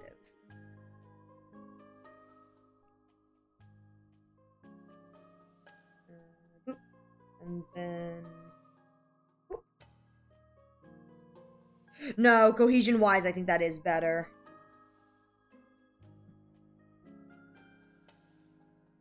Yeah, cohesion-wise, that's better. It's like black and white up toward the top, and as we get closer to the bottom, it's like it becomes more the pinks and grays. Pinks and blacks. Okay, yeah. That's what I want to do. Okay, there we go.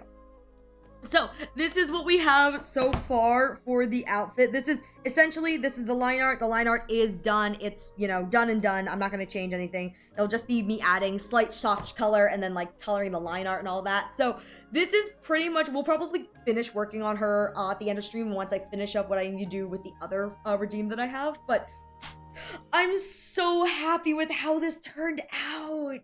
Oh, I feel like this one is like I did a very, very good job on. I'm so glad you guys get to see this because it's probably going to be like another week or two till I get to debut this because I still have a few more days of Kumo's model and then I have another model that I finished last stream that I need to have a week with. So this one will probably take a little while, but I'm so happy with like how cutesy this turned out, and I am too, but I'm so happy you were able to see this one because I'm very proud of this, if you know what I mean. I'm super proud. I'm just like can you see the parts that were inspired by you, Blood, because you didn't give me any hair references? Can you see the parts that are inspired by you? Oh my gosh. Yeah, I thought they were good. It means I did well. I didn't want to assume. Nah, you didn't give me any hair references, so... That's your fault. Oh my god, I'm so happy. I feel like technically my fingers should probably come in front of the dress, but like I'm too lazy for that, right? Actually, hang on, we're gonna see what that looks like.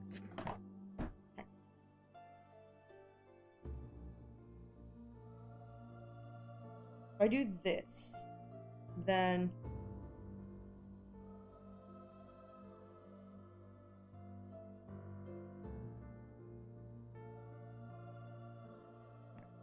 and I just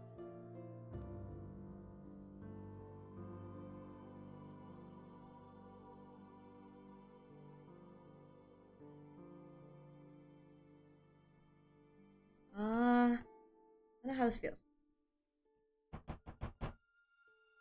Let's see.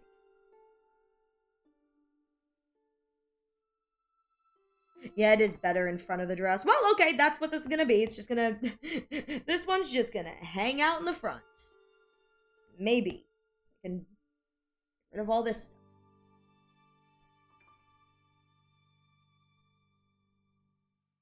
Okay, there we go. Yeah, that actually does look better to have it hanging out in the front. Oh my god! You picked perfectly. No, listen. I'm genuinely really happy with how this one turned out. I feel like this one embodies the spirit of what I was going for. It's probably going to be a nightmare to get moving. But I am very happy with how this looks, and particularly I'm actually very happy with the back hair. I know that like I just spent all this time on the dress and I love the dress, but there's something about like the way that the back hair looks that I think like makes it look like a completely different kind of outfit, and that makes me very happy. So before we return to that, we got more sketch requests. You people who continue to send me to spend things 69 so you can get sketch requests. So these are the sketchy requests, and so this is another one that I finished up, and so we'll be lining and coloring this guy on stream. And then I'm gonna be real here. I think if I hit the like 4-hour mark, I think at that point we're gonna play a casual game. We'll probably play a little to the left because it's just one of those games where it's like I think at the end of an art stream I'm like I just need to relax a little bit. So we'll probably do a little bit of a little to the left. I'm going to be real here. I think once I'm done with a little to the left, I forgot that I purchased a long time ago the game that was like my wife threw out my TCG card collection. So I bought a dump to find them all. That I think seems like a really chill kind of like game where it's like you just pick up and you put back and you pick up and you put back, and it's kind of one of those like monotony kind of simulator games. And so I think once I finish up with a little to the left, as like a nice like chill relaxing kind of game, I'll probably play that game because it looks super fun. I've been in the market of trying to find, because I don't play a lot of games off stream, but I've been in the market of trying to find like really fun like chill games I could play like on stream, like as a post kind of whatever I'm doing, usually art. It's like I need something that's kind of like relaxing that doesn't like require me to min-max.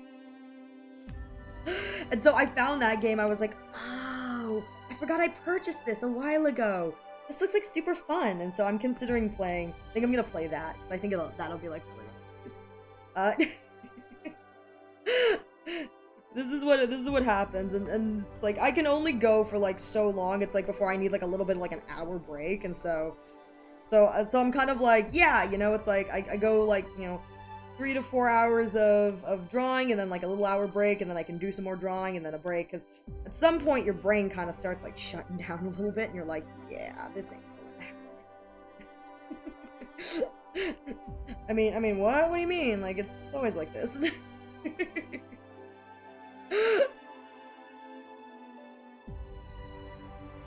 Oh.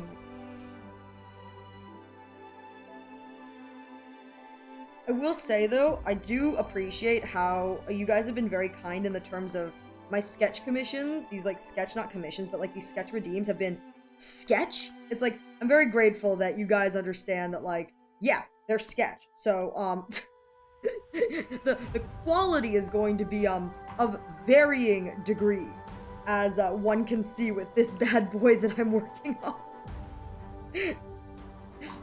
And, like, I'm trying to play into that with, like, the brushes I'm using, where it's, like, it kind of looks like that kind of, like, sketchy kind of thing. But it's, like, I'm grateful that you guys, at the very least, you understand that, like, yeah, when you redeem this, it's, like, you're not getting quality art, you're just getting art. It's, like, it's not quality, but...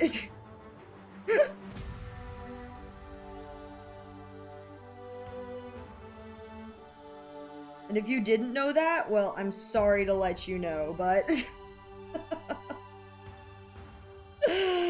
Nothing about this is quality.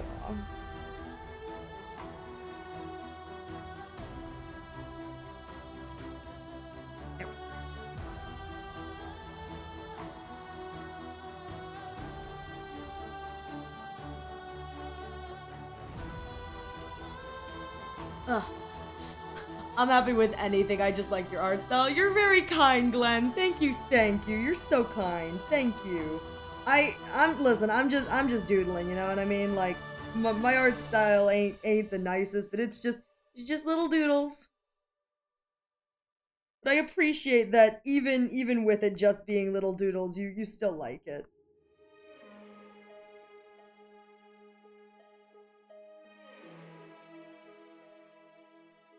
There we go, and then I'll have to do that again.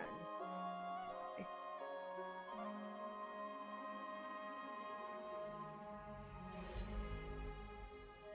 There she blur. Okay. I will fix that. Now this bad boy, thing that I really was not looking forward to doing. But it'll hopefully look kind of nice.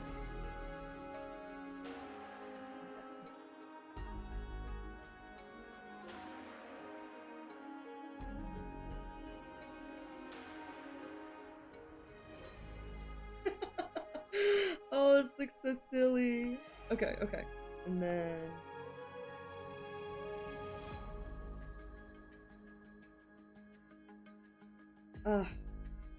Bybeater Lune, why must you do this to me? Why must you do this to me? The one thing I decided when I was sketching this one, though, was I was like, he's got, like, a really complex, like, patterning. I was like, I'm not doing that. Like, you'd have to actually pay me to attempt the, like, really complex patterning. I'm like, that's not happening. Not like this. Nah.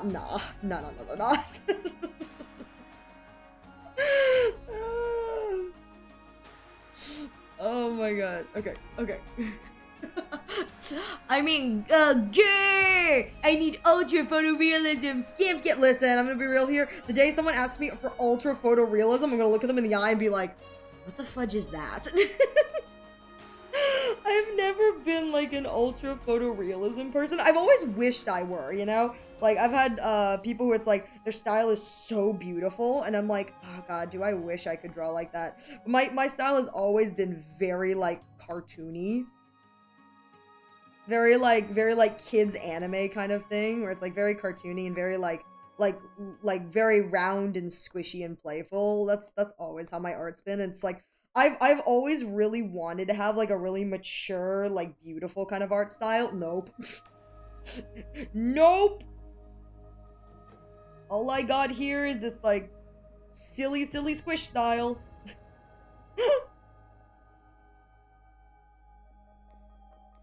It's like all of the issues that they're like, you know, you shouldn't use that as like an excuse. I go, yeah, well, that is my excuse. My art style is an excuse for things being bad.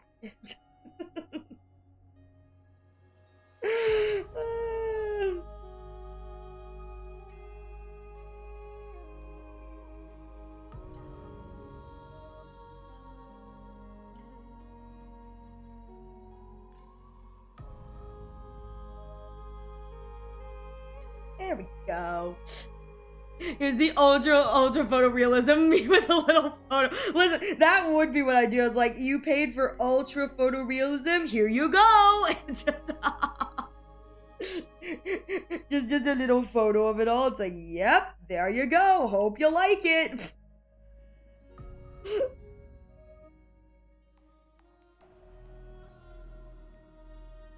Actually, I'm thinking this is turning out pretty cute. I'm like, oh, this is actually kind of cute.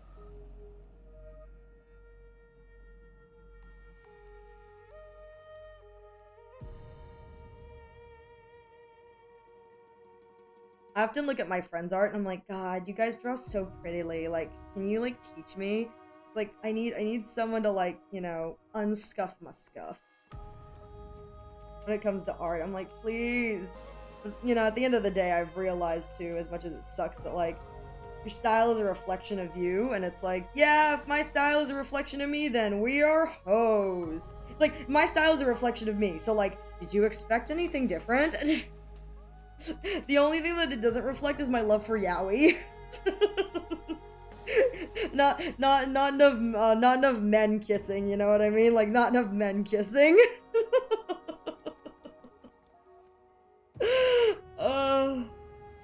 Oh. If I could get away with that, I would, though. It's like, Ariel, no. I'm like, but kiss. Kiss.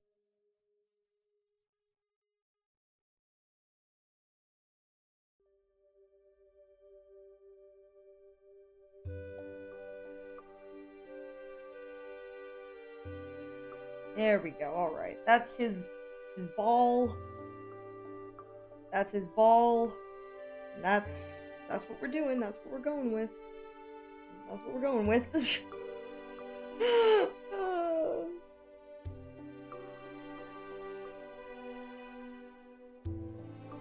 I think I do need to have like one strand like this. Yeah. There we go. That does tie this together. I just need a strand that goes this way. Okay. Alright. Time to unnakey yo nakey. Maybe. I mean, it could. Ariel drawing Dr. Ratio. Listen, I'm telling you right now, the Dr. Ratio self-cest goes hard. It goes hard. You have no idea. I can't say anything because it is spoilers, Glenn. And you know that I respect you. I'm not gonna do that to you. But let me tell you, there is some theorized Dr. Ratio self-cest, like, in the main story. It's a theory. It's a theory based on things you haven't seen yet. But let me tell you, it goes hard. It makes me very excited. That's, like, the most I'm going to say, so I don't, like, ruin, like, you know, major story spoilers for you.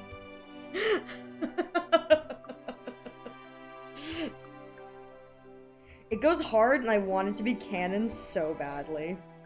Like, I want it to be canon so freaking bad. You have no idea.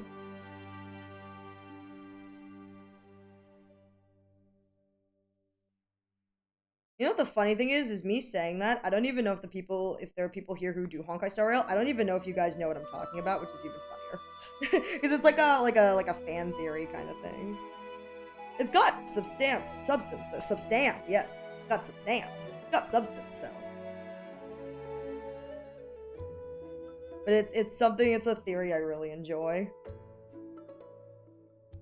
It's my canon. It's not my canon, but it's also my canon. Which I just think is really funny.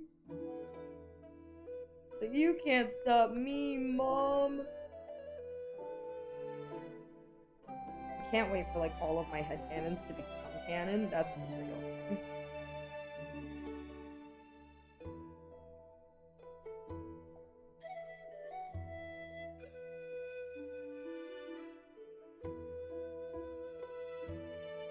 Oh.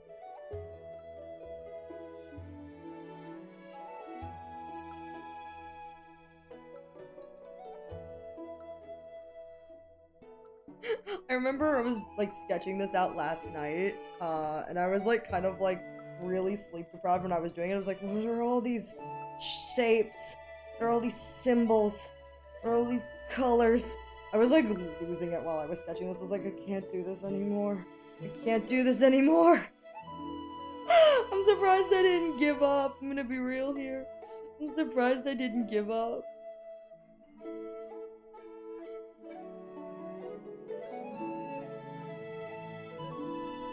Oh my god, okay. Ugh.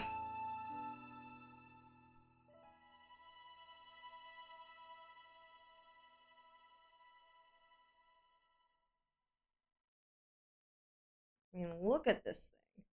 Again, the actual amount of patterning on this is it's truly what I call, oh god, Hoyoverse. Hoyoverse design. It's like, why is there so many details? Why is there so much patterning? Why? Because it looks good. I mean, it's like for a 3D model, you have to make things look dynamic and interesting, otherwise it's boring.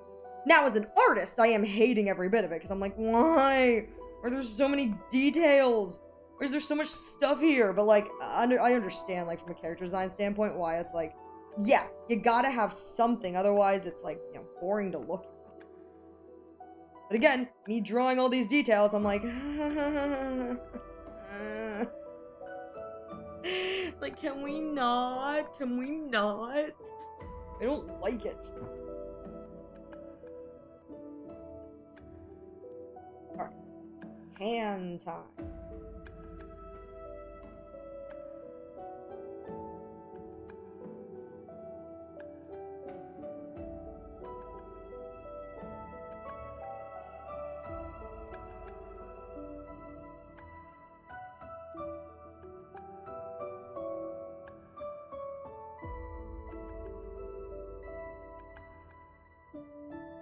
There she be. A beautiful thumb.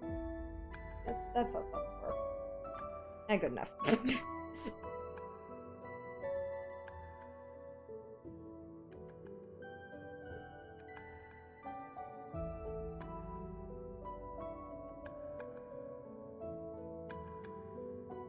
There we go. There she be. Okay. I think.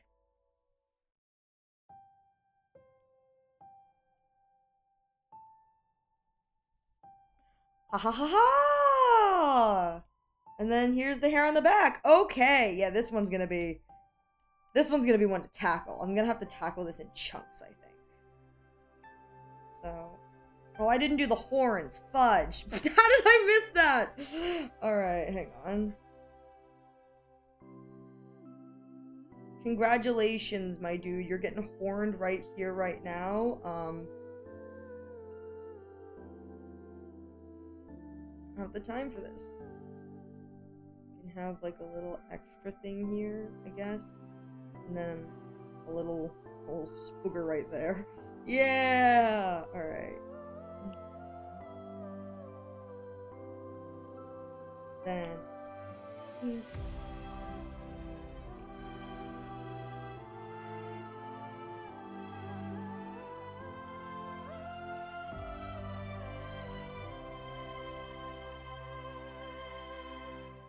Gonna be real here, I do not think that Permancetera's horns would be any easier to draw, so I think either way I'm just screwed.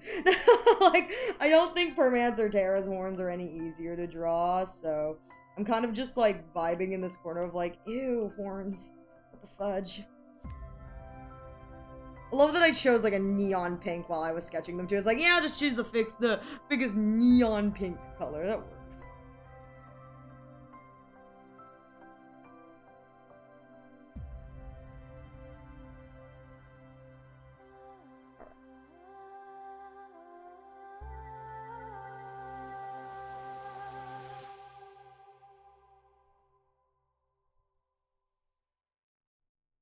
Okay, there we go. And then this side. Just oop, oop. There we go, and then hey, there we go. Okay, we'll just do these as separate things.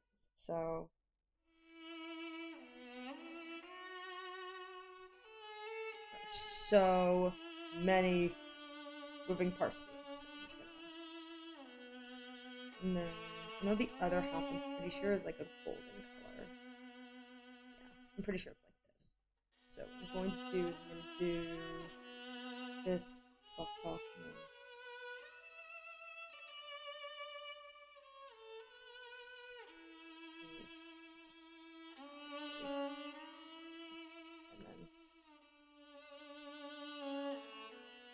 There we go. Okay. Okie dokie. There's that. This. Horns. Horn. And then horn.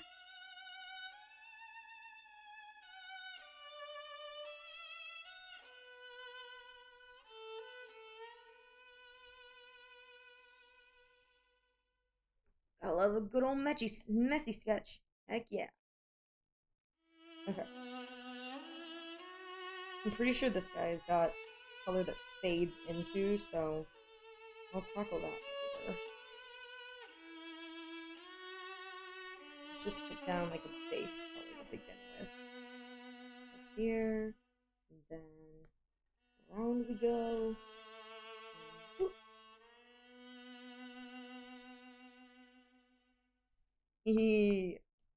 I love the eyedropper tool. It's so convenient. There we go. Okay.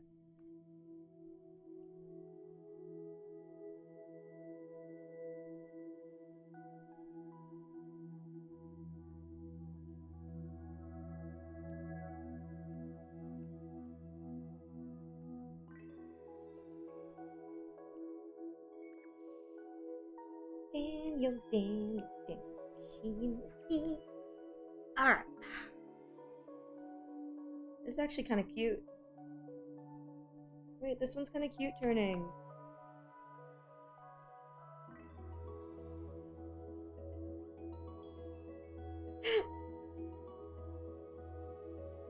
I think like I need to put like a disclaimer. It's like, what is my disclaimer? If you want me to draw a character who's like who's normally masculine presenting, I'm so sorry. It's like, you want me to do what? I'm so sorry.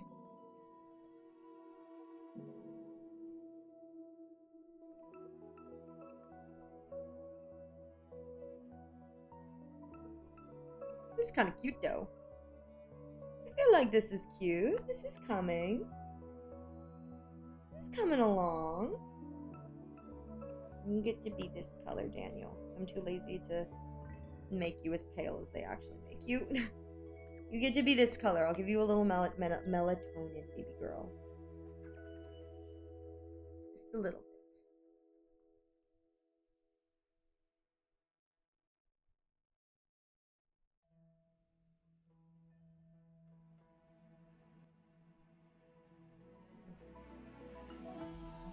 I don't remember if I shade the eyeballs. I think I do.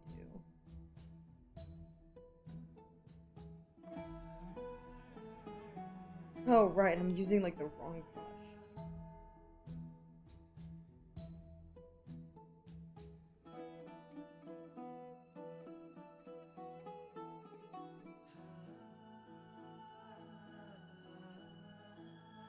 I don't know if I do. Let's see.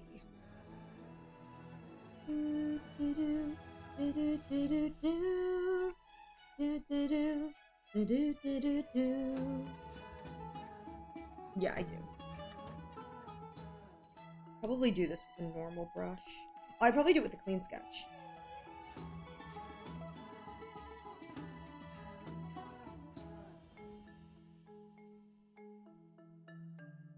Yeah, I probably do these with a clean sketch brush. That way I can just draw over things.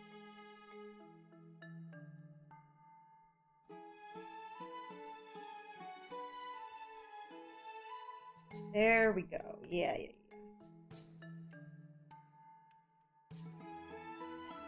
Yeah, this makes it easy for me to draw. Okay.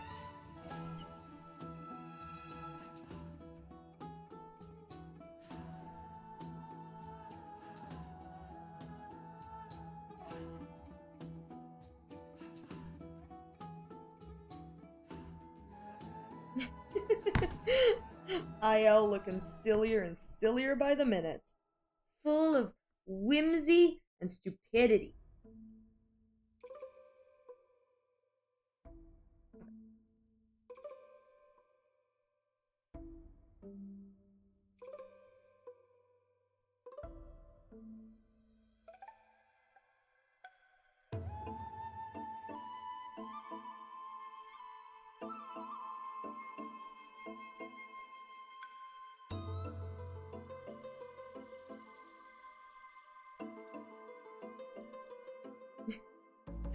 I like the silly way I've been doing these. It's like kind of stupid in the way that I've been doing these, but I think that they do turn out looking like really cute.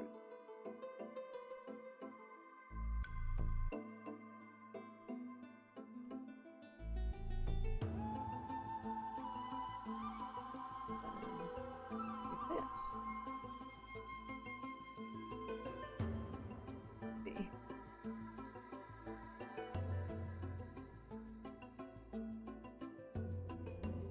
Here. Star.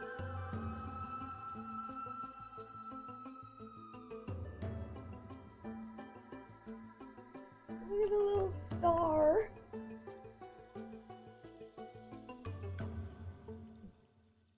Cloud circle.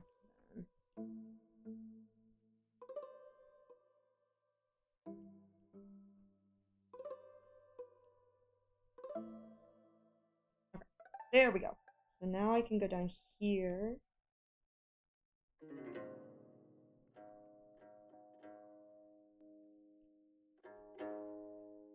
Whee!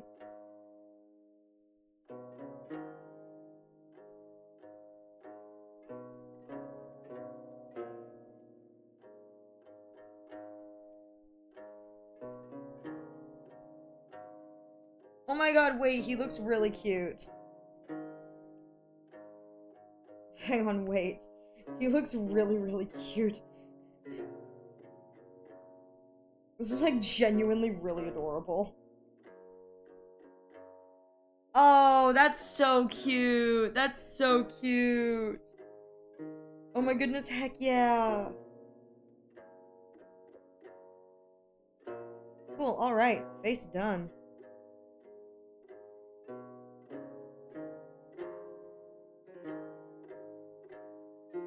Alright, time to start tackling body. Lucky for me, it's like a lot of this is already colored.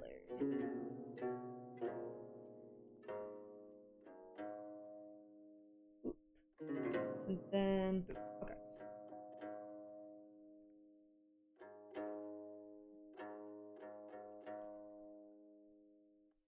Hooray!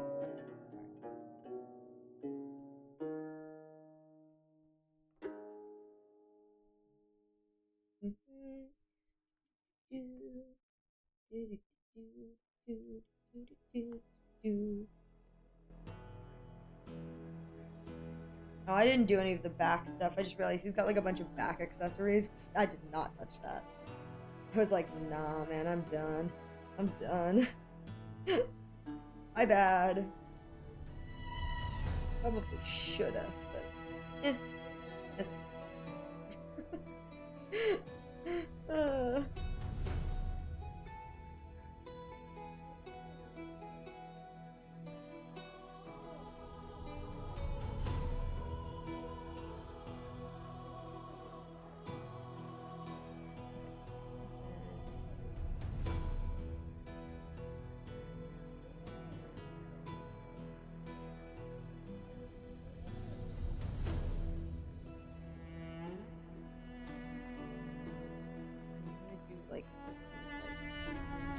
Glass. There we go.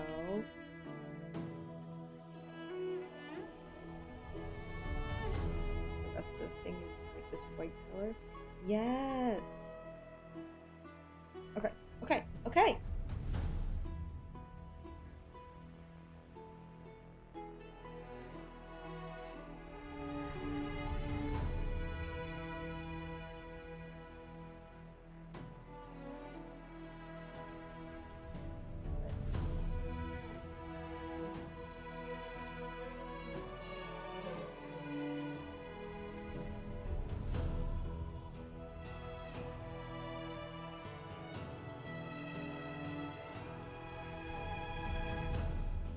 Ugh.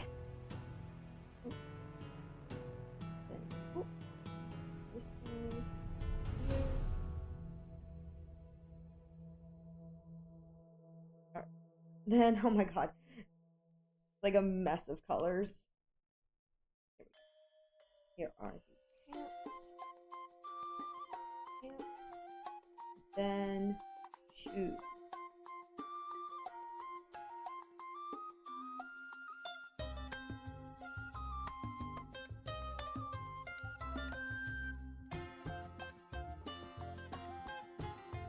There we go.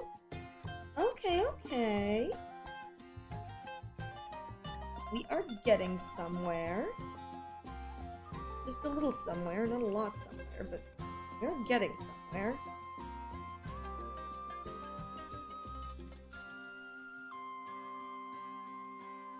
Hey!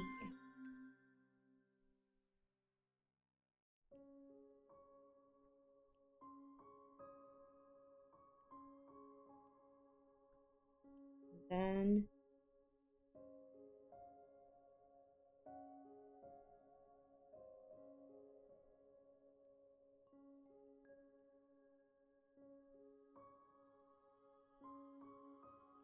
okay, here's the last part.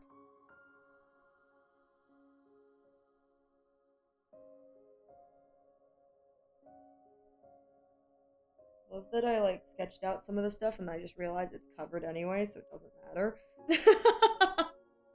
Thank you, Blood. Thank you. I think it's funny. It's like I sketch out some of the stuff and then I realize afterwards it's covered, but at the same time it's like it needs to be sketched out. That way I know where the positioning of things are.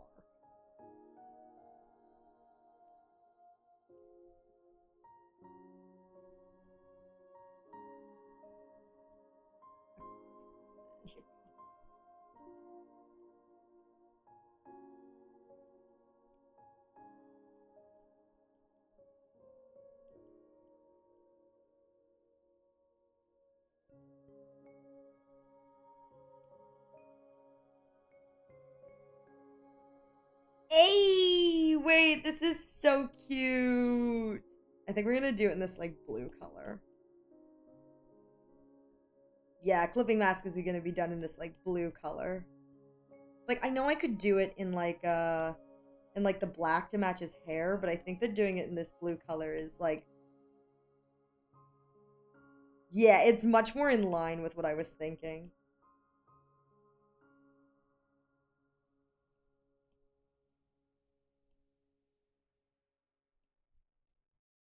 There's only some lines on that I think will need to be done over with a darker color.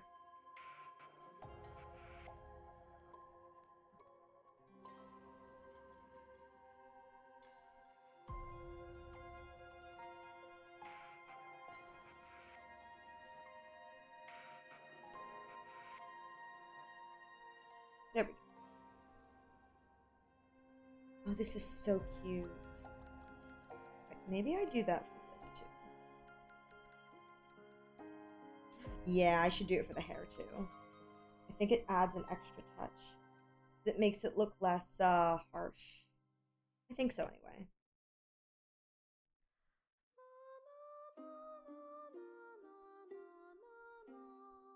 Yeah, it makes it look less harsh. That's nice.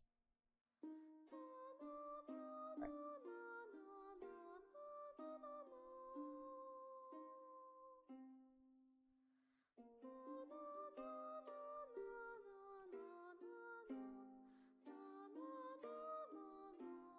Oh yeah, and that now you can see the difference between where the hair and the eyes are. Oh yeah, unintentionally winning. Unintentionally winning.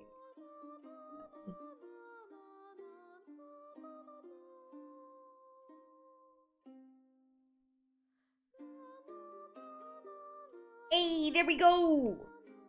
That looks really nice, I think. Okay. And we'll just do this.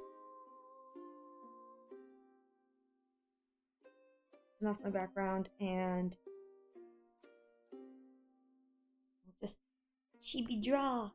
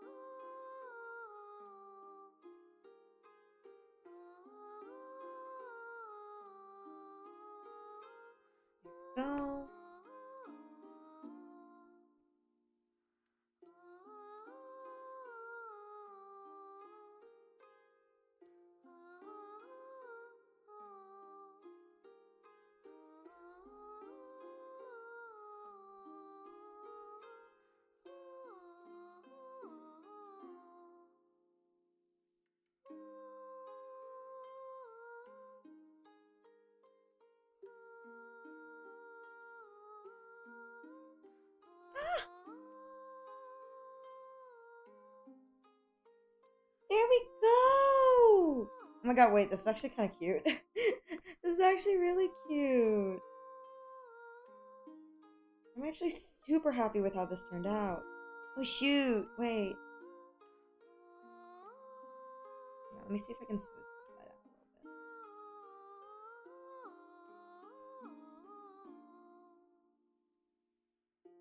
There you go. Oh, heck yeah. Alright. Another bad boy down. Slow and steady. Slow and steady as I like make my way through all these point rewards. Heck yeah, okay. Oh wait, and then I need to fill in the center.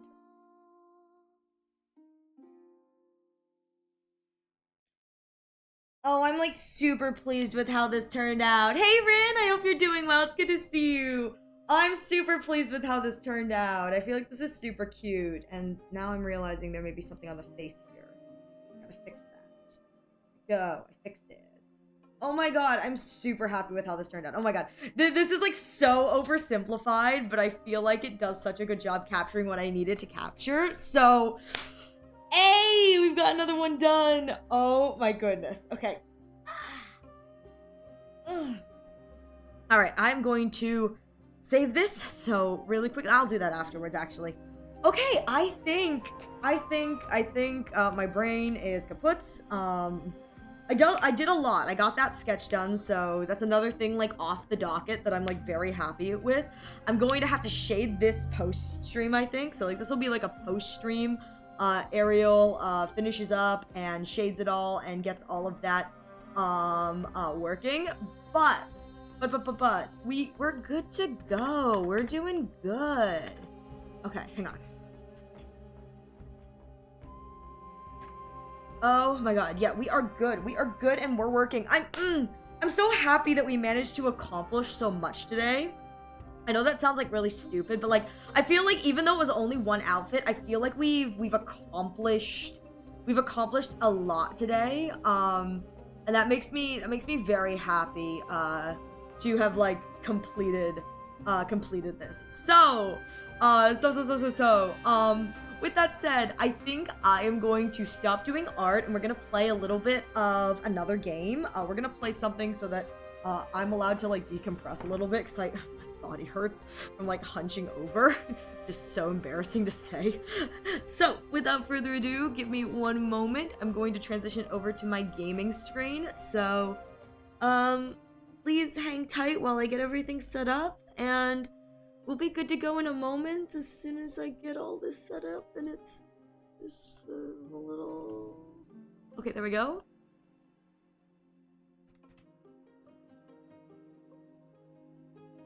Where is the game? Okay, and now let me set all of this up. Let me change my category and all that. But thank you all so much who are here for the art, for hanging out. I really appreciate it. You're keeping me calm while I play Minecraft. Oh my god, Blood. I hope the grind is treating you well.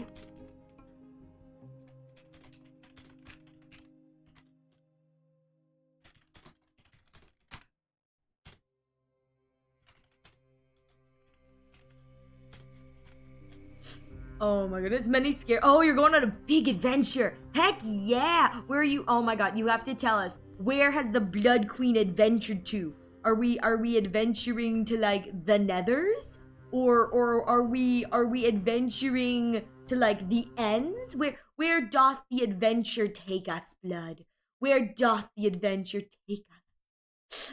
I'm doing okay. I finished the Subnautica 2 club. Heck yeah, Rin. I haven't seen much of Subnautica 2. But I have seen a few friends play it, and it's been like really, really cool. I've been enjoying watching like my friends play Subnautica 2. It's been really good.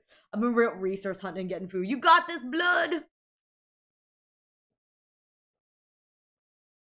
Blood is being very, very brave.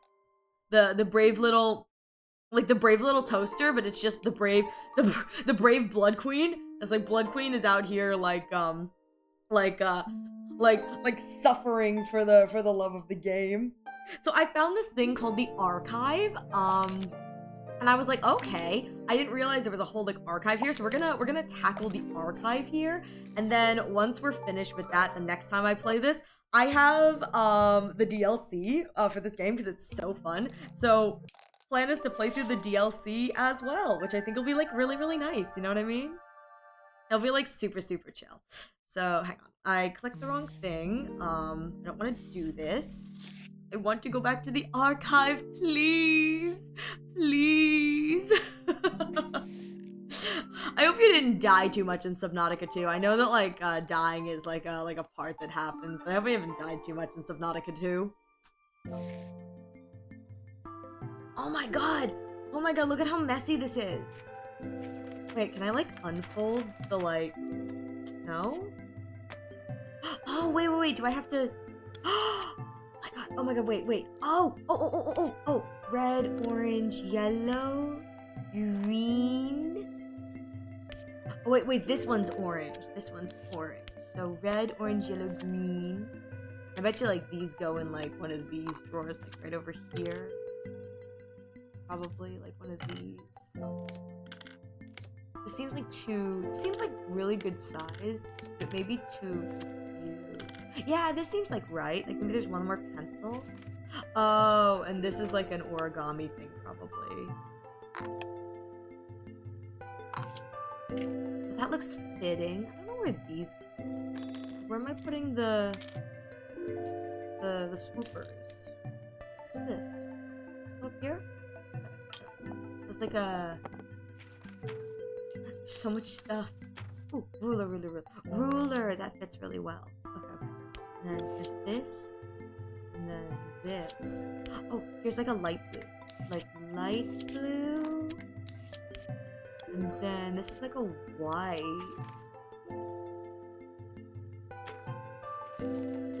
Oh.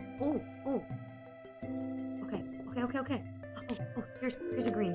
So like this, and then this.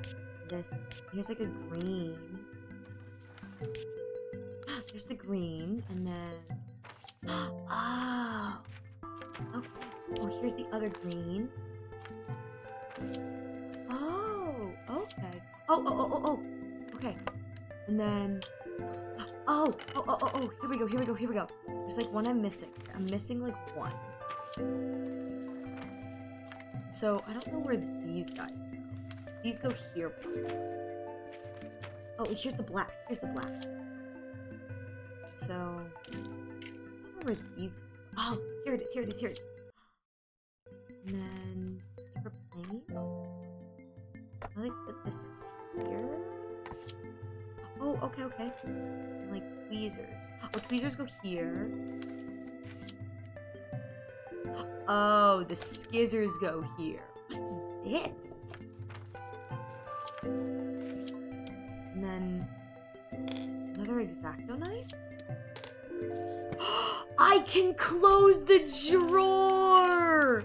Oh, that's so good. I can close the drawer. Oh, okay. I see how you is. You're tricky.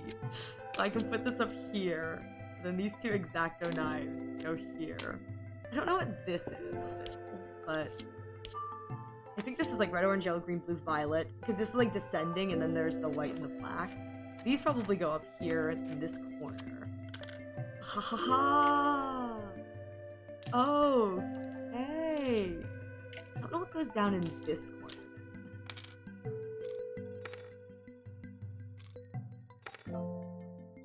No.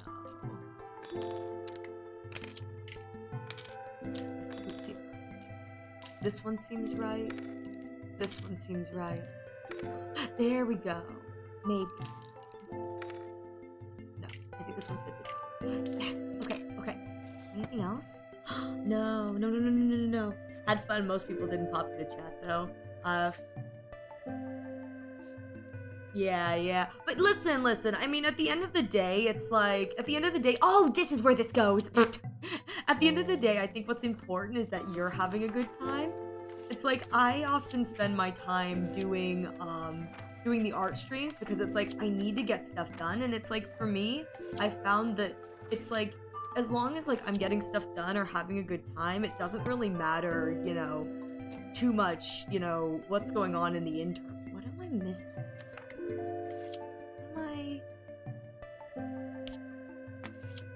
Does Does it need to be like white?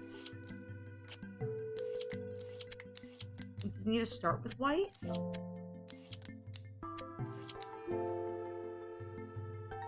Oh my god, it needed to start with white. It needed to start with white. Oh. Oh. Oh. Oh my god, I love this, like, the, like, pull out, push in, pull out, push in. This is so clever. This is, like, so clever. I really like this. This is so cool. It's, oh my god, wait, the giant saw blade? Oh, that definitely goes in the middle. Oh, this is so clever.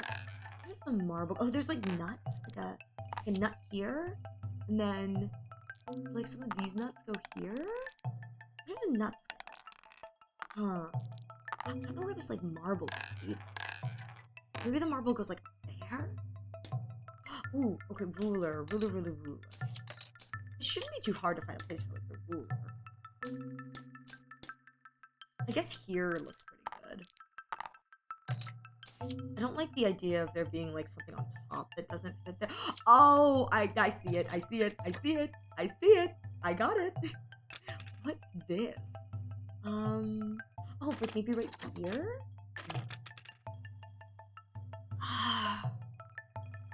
Oh, this is so fun. Oh my god.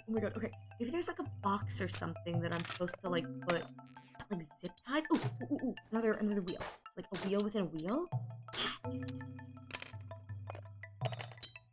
Yes. Yeah. It's like if I have anything like wheel cylindrical, I think it goes there. Cute and comfy looking game. It really is, Kumo. I hope you're having a good day, Kumo. I hope the day is treating you kindly. Oh, okay, hang on. So I've got like more pliers and ooh, okay, wrench. Wrench. What's this?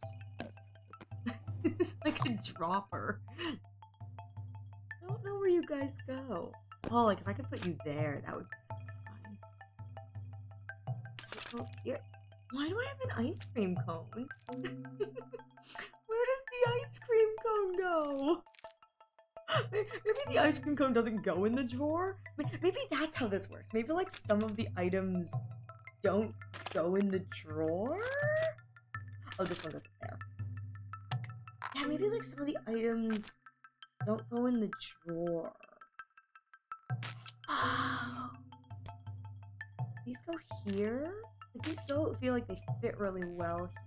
I figured it out. Oh my god, chisel. Chisel. I've got these like tiny pliers. There's like another one here, right? So here, and then this one loops. Jumper cable. Okay. Maybe like no. I don't know. Well, maybe here? No, that doesn't. Ah, there we go. I found it. I don't know where this thing is. It's like really long. I can't rotate anything, so it's gotta go like up there, I guess. Oh no, the wrench goes up here. Oh, here's like a really long drill bit. I don't know where the drill is. Oh, maybe something else can like go up top with it. Oh, this is circular. I wonder if like these go. They don't go on top of each other. Maybe this one? No, this is like a. Like here, maybe? I don't know where the marble goes. Like, this feels like it fits for the marble, but even then, does it feel right? I've got so many of these, like, nuts and bolts. I don't know where to put them. I've got, like, these. Oh, these get, like, smaller and bigger. So, I wonder if I put them up here. No, I guess not. What do I have here? Okay, let's try and figure out what some of these else. These are really fun puzzles. I like this. So these bits. Oh, there we go. That's one bit. And I need like something cylindrical. Something like square-esque. Oh, pliers probably go here, like a descending row of pliers. Ooh, ooh. Oh, you go there. Yeah. So this is probably like a descending row of pliers. Yes, and I had another plier, didn't I? Doesn't feel like it goes anywhere. Guess not. I just got a whole butter knife here. Whole butter knife. Okay, right. Oh, here's the plier. And then here's the butter knife goes there. I don't know where this one goes. Like this one's confusing me. That's jumper cables. Oh, there's the hammer. Like a screwdriver? I have a fish hook? Oh, maybe the fish hook goes here? Screwdriver. There we go. It's so satisfying when everything like clicks into place and I'm like, ah. Oh my gosh. Why is there an ice cream cone in here? I have no idea why there's an ice cream cone. That's so silly. Oh my goodness. I wonder if these go here? Maybe they go here. Like so many bits of right. Oh, and here's where these little nutsy boltsies go. And then this is probably where the hinge goes. No hinge there. Oh, long one. Long hinge. There we go. That's this little guy, though. I'm not sure where he goes. Huh. And then there's still this one.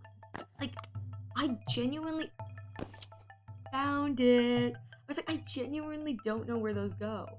And these go here, don't they? Yes. This marble definitely like slots in somewhere where there's a circle. Okay, I don't know where the fish hook. And then this one has a bend to it. So this one probably, this one has a bend to it. So I love when it all comes together. It's so satisfying. There's another small thing up there. Okay, and then these guys.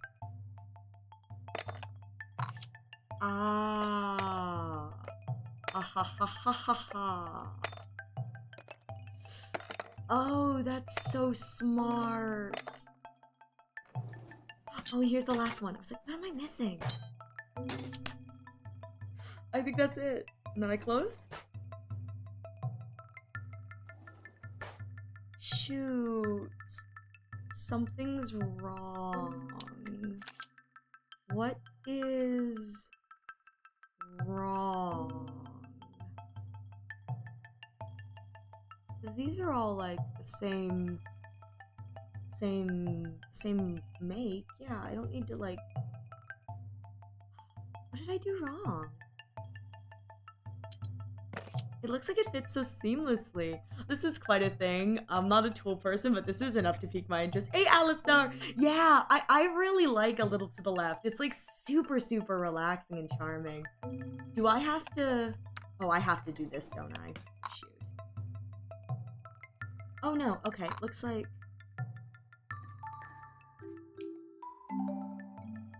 Okay, looks like that's correct. It isn't. Okay. I actually have to put these in correctly, don't I? Oh no, I actually have to put these in correctly. Oh no. Okay. So, this one looks like a star. This one's pointed, so I think this is the plus. This one's the big thick one, so I think that one's the thing. This is a chisel, so like big, thick. This one kind of looks like this. Can't tell what this one is. Maybe this one's the square. This is the small one, and then this is like the small square. I did it! Oh my god! I can't believe it made me put those in specifically. Oh my goodness. That's so mean. Ew, this comb has hair on it. That's It's so nasty. Oh, this is so fun though. I like the design of these levels where it's like you have to pull out a drawer. I think that this is like really, really satisfying. Oh, oh, that is so nasty. Oh my god. Oh my gosh. Ooh. Oh, okay. That's how the lipsticks work. I like this, oh, that one doesn't go there. These are too big.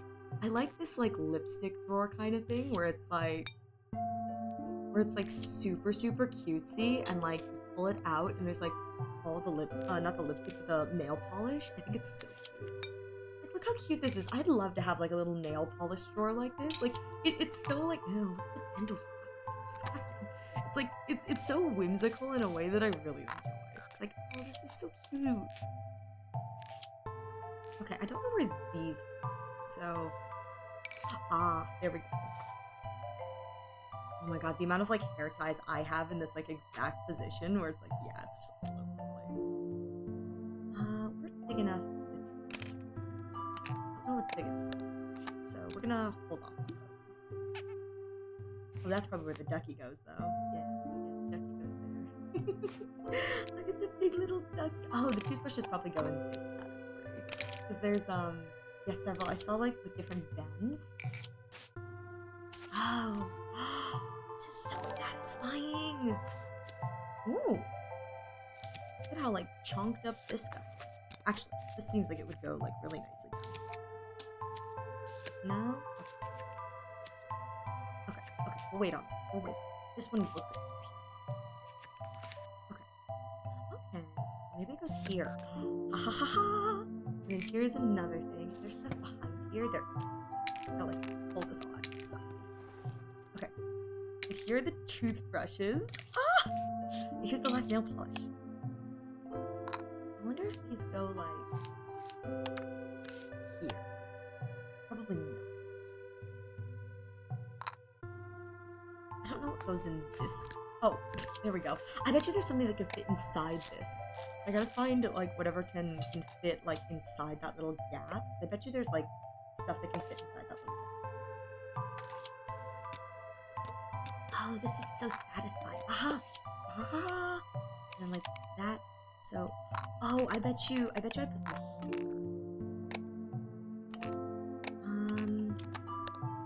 The dental floss. Oh. Dental floss go here?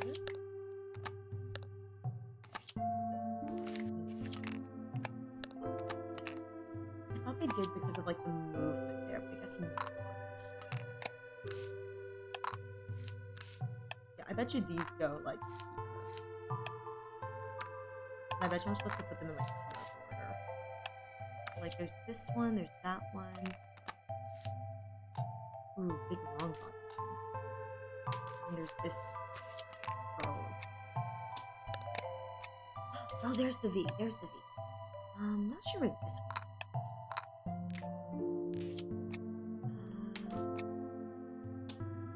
Oh, here we go.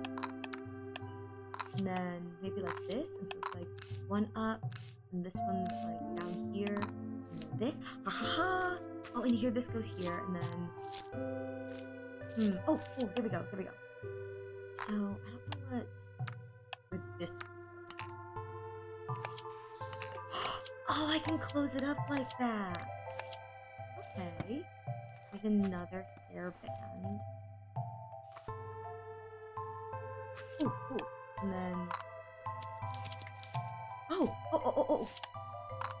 Can I close the cap? No? This is the cap to this. What am I missing? There's like a little space here. What goes here that I haven't seen yet? Hey, Kaide! Thank you so much for your continued support in your 13-month. Thank you so much for the sub for 13 months. Thank you, Kaide. I'm sorry that was a little late, but thank you so much for your support. I truly appreciate it. Even a week later, I still have a bit of post-direct hype. No, as you should, you know? Like, that's the hype. We want to enjoy our games, you know? What am I I missing? No, genuinely, what am I missing? What's supposed to go here that I haven't seen?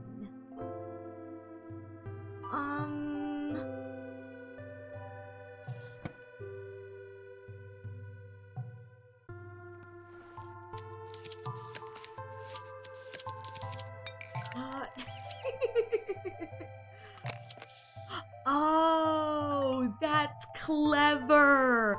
I have to open because I had to close this dental floss. I had to open that one. That's so clever. Oh, I love this so much.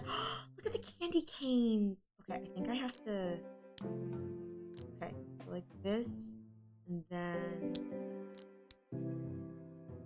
then this.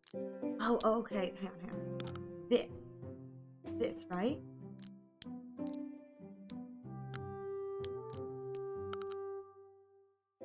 This, and then this, and then there's gotta be like another piece. Well, obviously there's another piece, Ariel. Like this? Yeah, like this, and then this, and this, and then there's like another piece that comes off of that. Probably like this.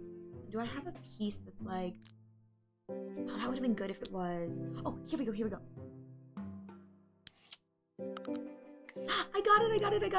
got it. So here, and then stripey down here, and then let's see if I can find like a bottom piece that has like that end. Oh, no, it's not that one. I don't know. Okay, well, let's stop there. That was kind of close. Oh, there we go. Here, and then there's gotta be another like... Here we go! Ha! So that's 2, and now that looks like the start of one. I think this one's like an all white one. Yeah, I think this one's like all this color. Yeah! I probably have to do it based off of, once I have them all put together, I probably have to do it based on like the thickness of the stripes. I wouldn't be surprised if that's how I have to do it. So here's another one. I think this one's going to be just this kind of like singular color. Yeah. It's like this one, and then this is at the end kind of thing, and then... Okay, so it's like that, and then that, and then this and this and that, because it like gets progressively... Yeah! It gets progressively colored. This is so fun. I love this game so much. It's just, it really helps like shut my brain off in a way that I kind of appreciate. Okay. So my gut's telling me this, and the color of the wrapper, and then the color of the wrapper, which is, this is yellow, which is not good. So it's probably this. Like, oh, so like white tie. Know what this is? Maybe it's like white tie, white paper.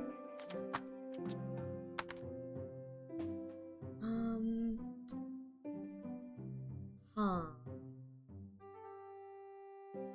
maybe this one has to be in the middle. It's like green paper, green tie, and this is like is it like a pattern thing? Or just like white tie, like white paper, white tie, and then brown with stripes, and then yellow, green, purple. Maybe these have to be like a... Maybe it's like based on the thickness of the stripes?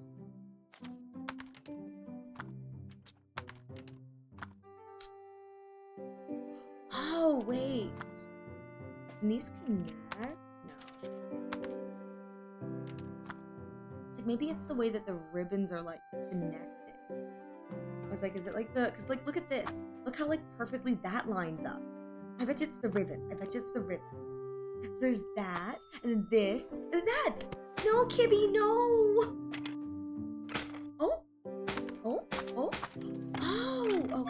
Train. Train. I think it's like this. And then that. And then this. Choo-choo! Oh, that was so cute! Okay, I figured it out. It had nothing to do with the colors. It was the shapes. Oh, I think this is probably a lot of, like, the way the shapes are. So, So can I do them all, like, facing forward? Oh, there's multiple, isn't it? Okay. So I bet you another one is based off of the height of things. So like, I make it so it like bends into itself. Maybe.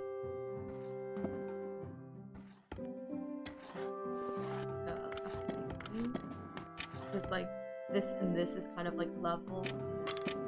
I may not be able to. It's like this is kind of. Maybe like I have to do like this and then see if I can get. There we go. Okay, there's the height of the snow. I bet you there's one that has to do with the snowmans. Yes, yes, I'm doing it. I bet you there's one that has to do with like the snowmans. So maybe it's like the colors, where they all have to have their like hands up. Cause they've all got their little hands up. Yes. I really like this game. Oh.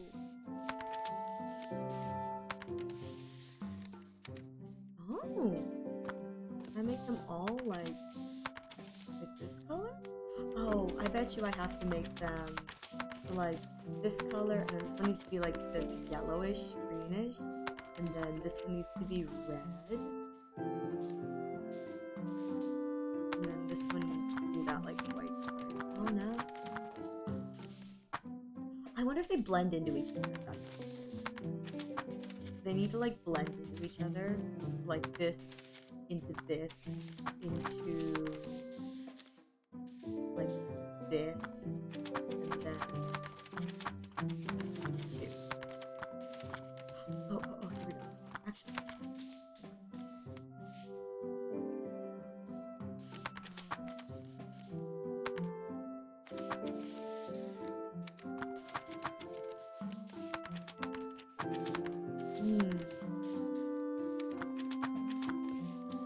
That's what this could be, or it could be starting with those.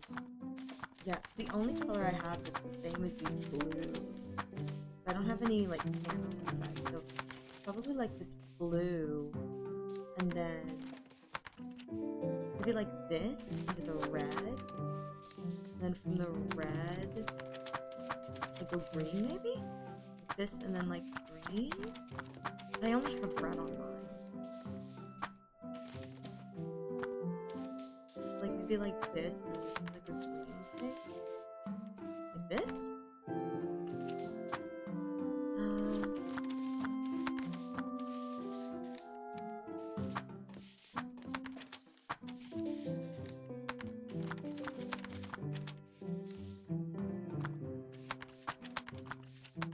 Huh.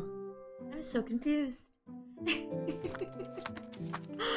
I'm so confused.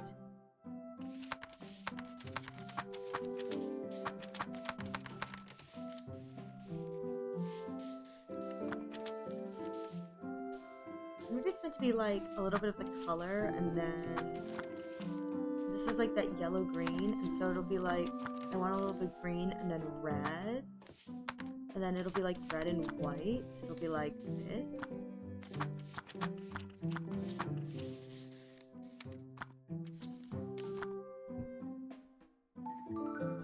Nope, we're just gonna skip. If I can't figure it out, we're just gonna skip. It is not worth me stressing over. Oh, who's the tallest? Are you the tallest? Yeah, you're the tallest. Oh my god, there's 5? There's 5? I guess I can go like color order. Like the most red, or oh, maybe it's the most dots on the crown. So like 1 dot, 2 dot. Oh, what's this one? Is this like a black, right, whatever? This isn't the dot that I was going for. So like 1 dot, 2 dot, 3 dot, 4 dot, 5 dot. Oh, I bet you there's one for the amount of buttons on. Oh no, they all have the same amount of buttons. Dang. I was thinking there maybe is one for like the size of the object you're holding. So like small, and this is a little bigger, and this is a little bigger than that, and then this. Like, okay, there's one more that I'm missing. What if it's the size of their facial mustaches? So like this guy's got a super small mustache, and then this guy's got like a really big mustache, and a big mustache, and a... Hey! I don't even know the one that I like accidentally got. I'm not even sure what it was that I got it for, but I'll take it. Ooh! Oh my god. Wait.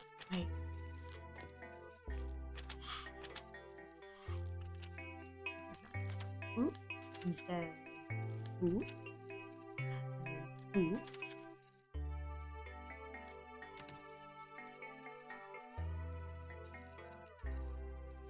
Ooh.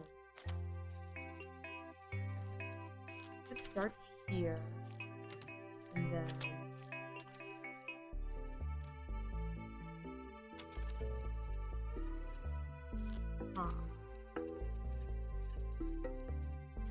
oh, okay. That's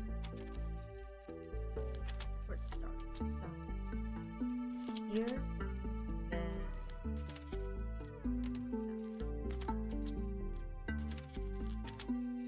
There we go. Oh, there we go.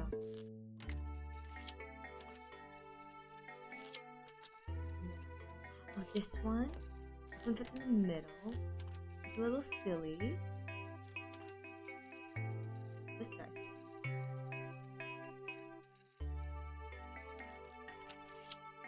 Huh. This doesn't seem like it fits. Oh, there we go. Now it fits. Where's this one?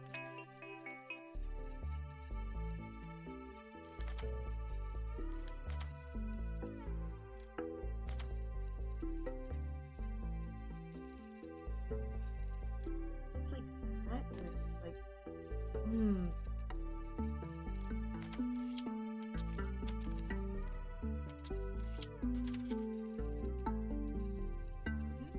Where is this guy?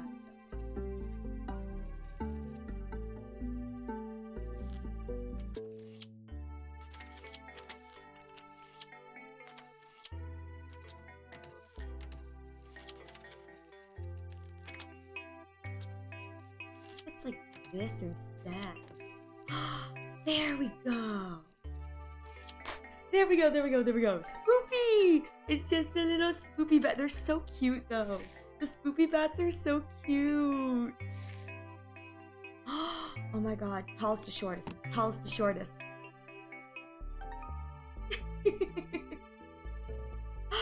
Oh my god, this is so cute. Okay. So I've done tallest to shortest. I bet you there's most squiggly to least squiggly plant stem. Like the squiggly progression. Oh, this is already tallest to shortest. Okay, maybe it's this guy. Who's like the squigglies. Oh, okay. I got another one. I'm not sure what this one is. Okay. Oh no, I hit the wrong button. Oh no. Hey Rob, it's good to see you. I hope you're doing well. Alright, hang on. Let me go back to this one. I love that, like, sometimes I just don't know what I've done wrong. One of the ones I wanted to do was the amount of teeth that you have. Like 1 tooth, 2 tooth, 3 tooth, 4 tooth, 5 tooth. This is 4, and then this is 5, I guess. 1, 2, 3, 4, 5. Yeah. Maybe it was the amount of pumpkin things at the top. Because there's like 1, 2. It's like, let me look at this. Like 1 at the top, and then 2 here, 3, 1, 2, and this is like 1, 1, 2, and then this is like 3, and 4, then 5. Yeah, that may be one of them I already got.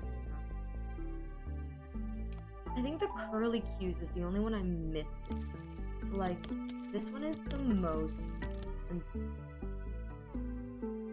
maybe it's like a progression, you know what I mean? So like this, and then, oh no, no, no, no, no, no. Oh no, okay. Let's go this, and then like, again, if it's like a progression, maybe like this is meant to be the, oh. Oh, oh, oh, oh, oh, they match. Okay, it's the height thing. I love when I accidentally stumble into the right answer. That's great. It's great for me. Alright, what's this?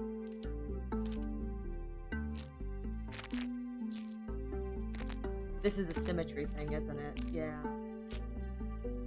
So...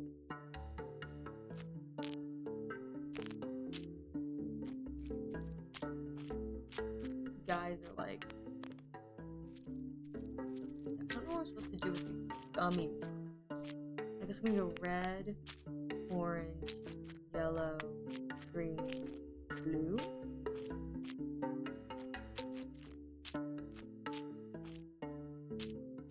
Oh, like black, yellow, green.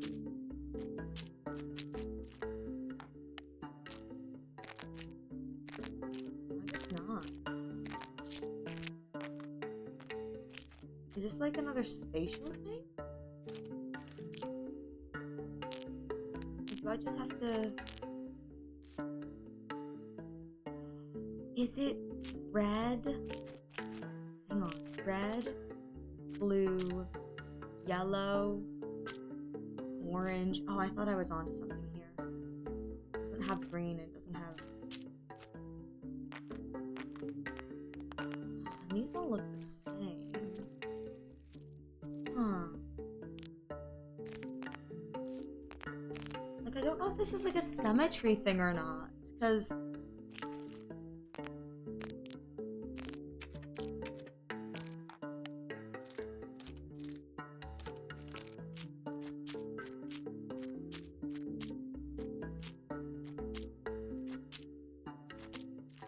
I don't know.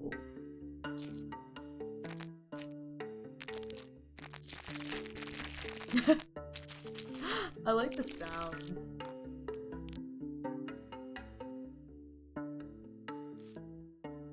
It's like a red.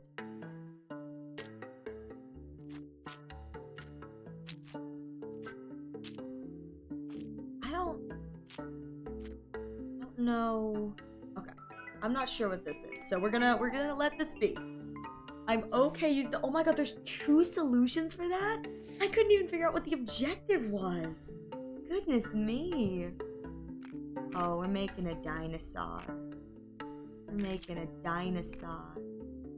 We're gonna make a dinosaur. A rarisaur. Rar. Isar. Oh, okay, okay. I have like a little boom there. Yeah, like a little boom there. And then... looks like kind of like a... Oh, I'm making a hand. That's what I'm making. This is a wrist. Yep, yep. This is a wrist. So these are fingers. Okay. Well, there's only... Oh. I was like, there's only 4 fingers. Well, maybe if I put the last finger in, you know, there would be more fingers, you know, Ariel? Like, that's how this works. This is... kind of looks like a foot, actually. Now I'm looking at this. This kind of looks like a foot. Less fingers, more foot.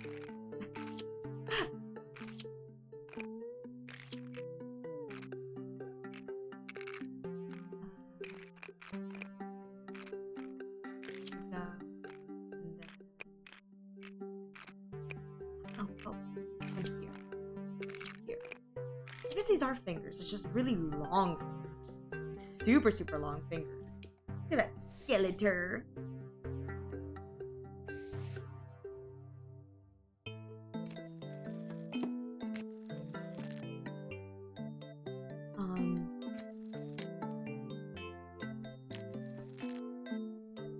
this by like the amount of bar that's showing. Like this one has full like 1, 2, 3, 4 bars showing. This is full 4 bars. Yeah. Like a little bit more, 1.5. Oh my god, yeah. I bet you another one is by height. Let's go height. Height's always a classic one. Oh. Okay, maybe this is a symmetrical one then.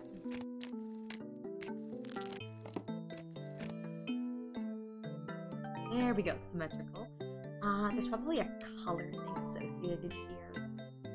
So like, 'cause it's like here and then green, and then yellow, and then red. It's like this, and then here's a brown. Here's a red and a green.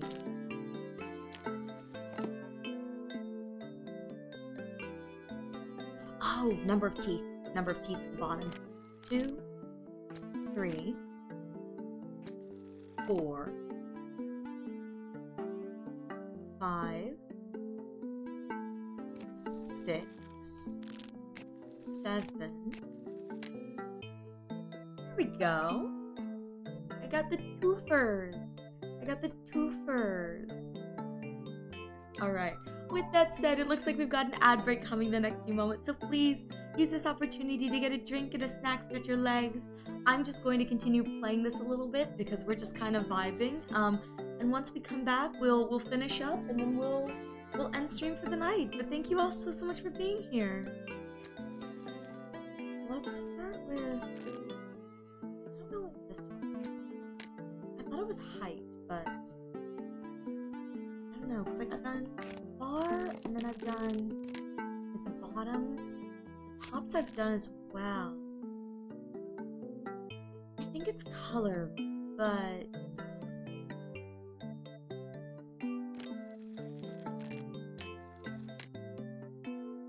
don't know what the color would be.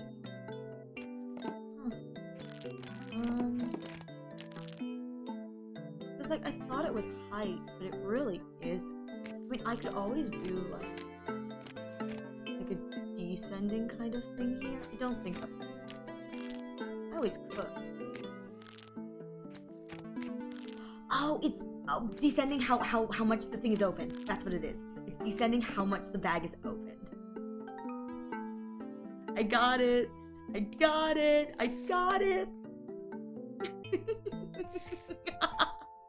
Ooh, sandwich. Sandwich!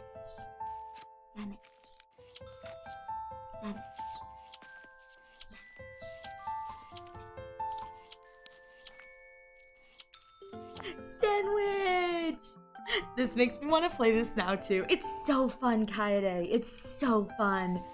I highly recommend this to anyone like who's kind of on the fence about a little to the left. It's really calming. Like in a way that I really like. So no salt, little salt, more salt, low salt. So I bet you there's one for thickness and then one for the amount of knots. So like knots, and then this one has like 2 knots, and this one has more knots, and this one has like a really thick knot, and this is like 2 knots, 2, 3, and then way more. I feel like I'm getting hypnotized. Me too, Blood. I feel that. I'm like, oh my god, there's so much. I really like it though. I think this game is like so much fun. There we go. Then this is thickness. A little thick boy at the end. I love this game so much. It's so calming. It's, oh my god, no, look at all this stuff. Oh, I just put the stuff that's like,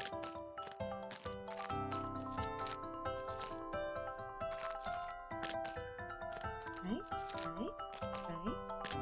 Just the stuff that I think is obviously marshmallow. This? Oh.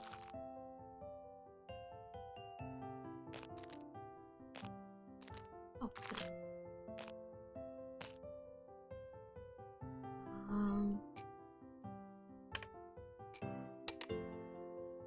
Doesn't look like there's anything else here that... Oh! Google, Google, Google, Google, Google, Google, Google, Google, Google, Google. Oh, this one. Google, Google, Google, Google, Google, Google, Google, Google, Google, Google. I wonder if this is by color. Okay, hang on. We're gonna reset this. I wonder if this is by color. So if I do anything that's a red.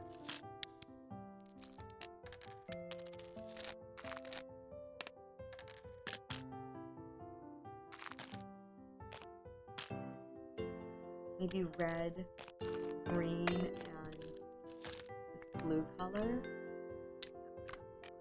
This.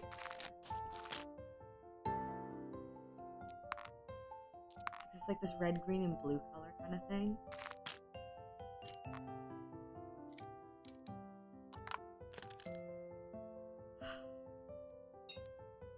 Because like these all look like they're the same color, or maybe put like the black and white ones in too.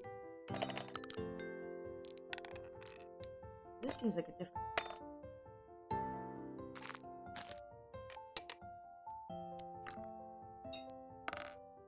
What if I just put it all in the bowl?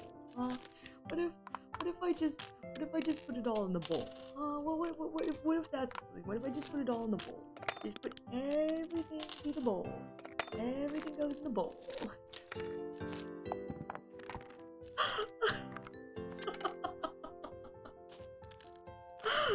Oh my god, look at it all in the bowl. It's like struggling to stay in the bowl.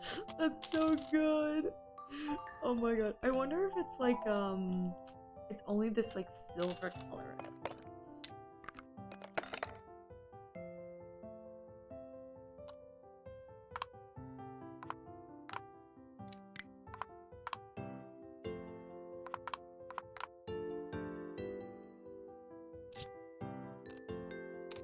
Huh. I don't know what this one wants either, so we're just gonna keep going. It's like, if I can't figure it out right on the get-go, I'm gonna take my loss and move on, you know? Oh. Oh, okay. Oh, that's just, there's multiple of these. Oh shoot, that one looks like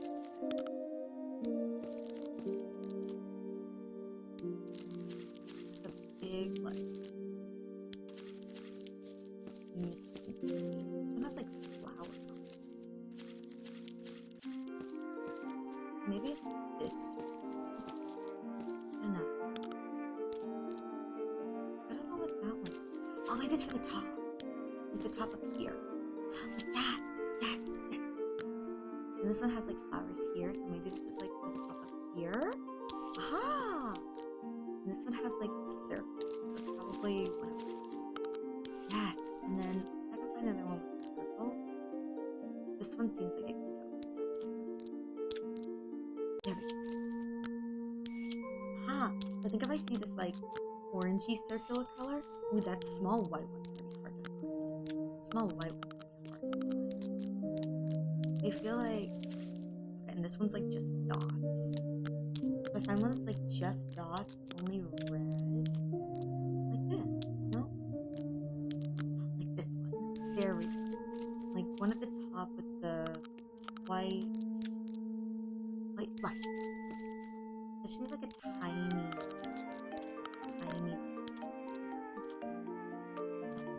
I don't know where that is. Find that. This one's like I think this one will be easier to find. It's like,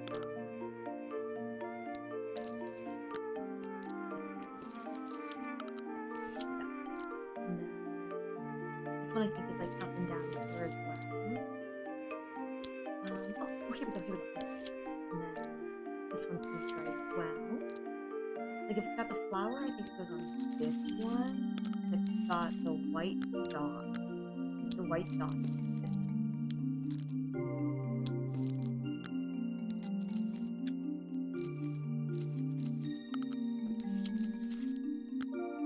And there are these like big oh, okay, and this one. Then here we go. And like I need like a singular. Oh,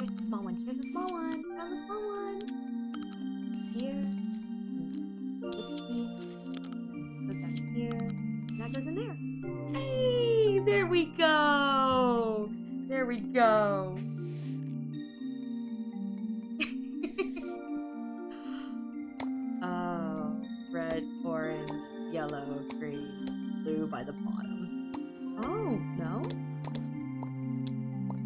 I have to swap them. Gotcha. There we go. Okay. So that's one. There's probably one that is the amount of lumps you have. So 0 lumps. And this is 0 lumps. And so this is 2 and 3. 2. And this is like 2. Yeah, this is like the same pattern. And then 1, 2, 3, 4, 5, 6. Yeah. So then it's like this and this and then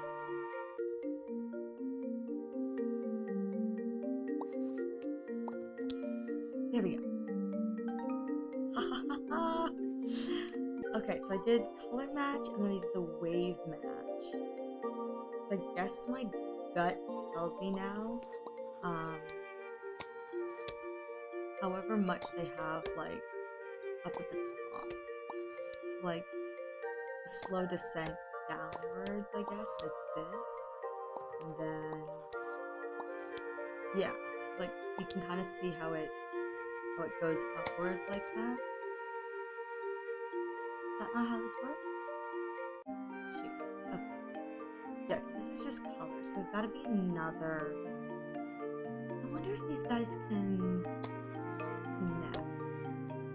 No, it doesn't really seem like there's like a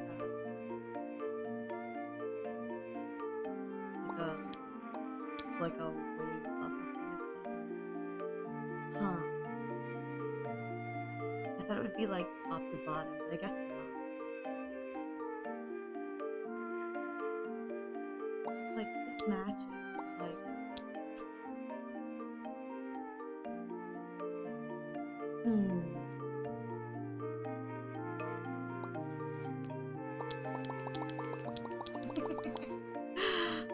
Okay, alright. Let me take a look at the levels.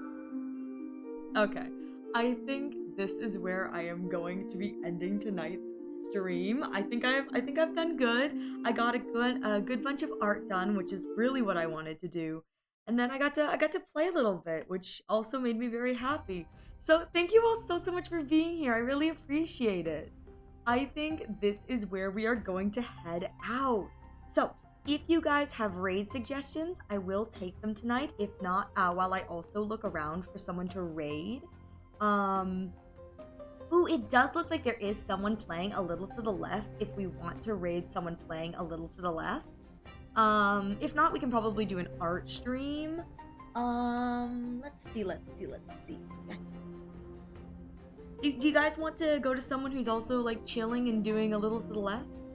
I think that they're just doing a bit of chatting right now, but their game says they're going to play a little to the left. So, thoughts on? Yeah, we can keep the chill raid going if that's what we're feeling. Yeah, I'm gonna make sure that they're.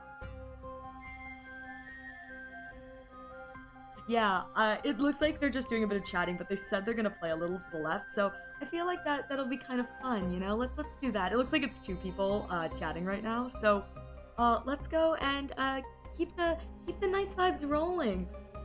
So thank you everyone so much for being here. I truly do appreciate it.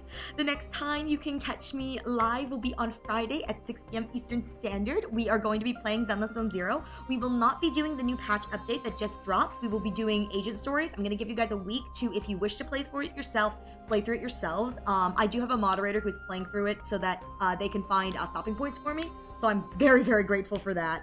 But that way, if you guys want to play it, you don't have to rush your way just because I'm playing. So, other than that, the next time you can catch me playing, doing art will probably be next Wednesday when I continue working on things in the background. Other than that, thank you all so much for being here. I really appreciate it. And I'm wishing you all a wonderful rest of your days, your nights, and I hope to catch you in the next stream.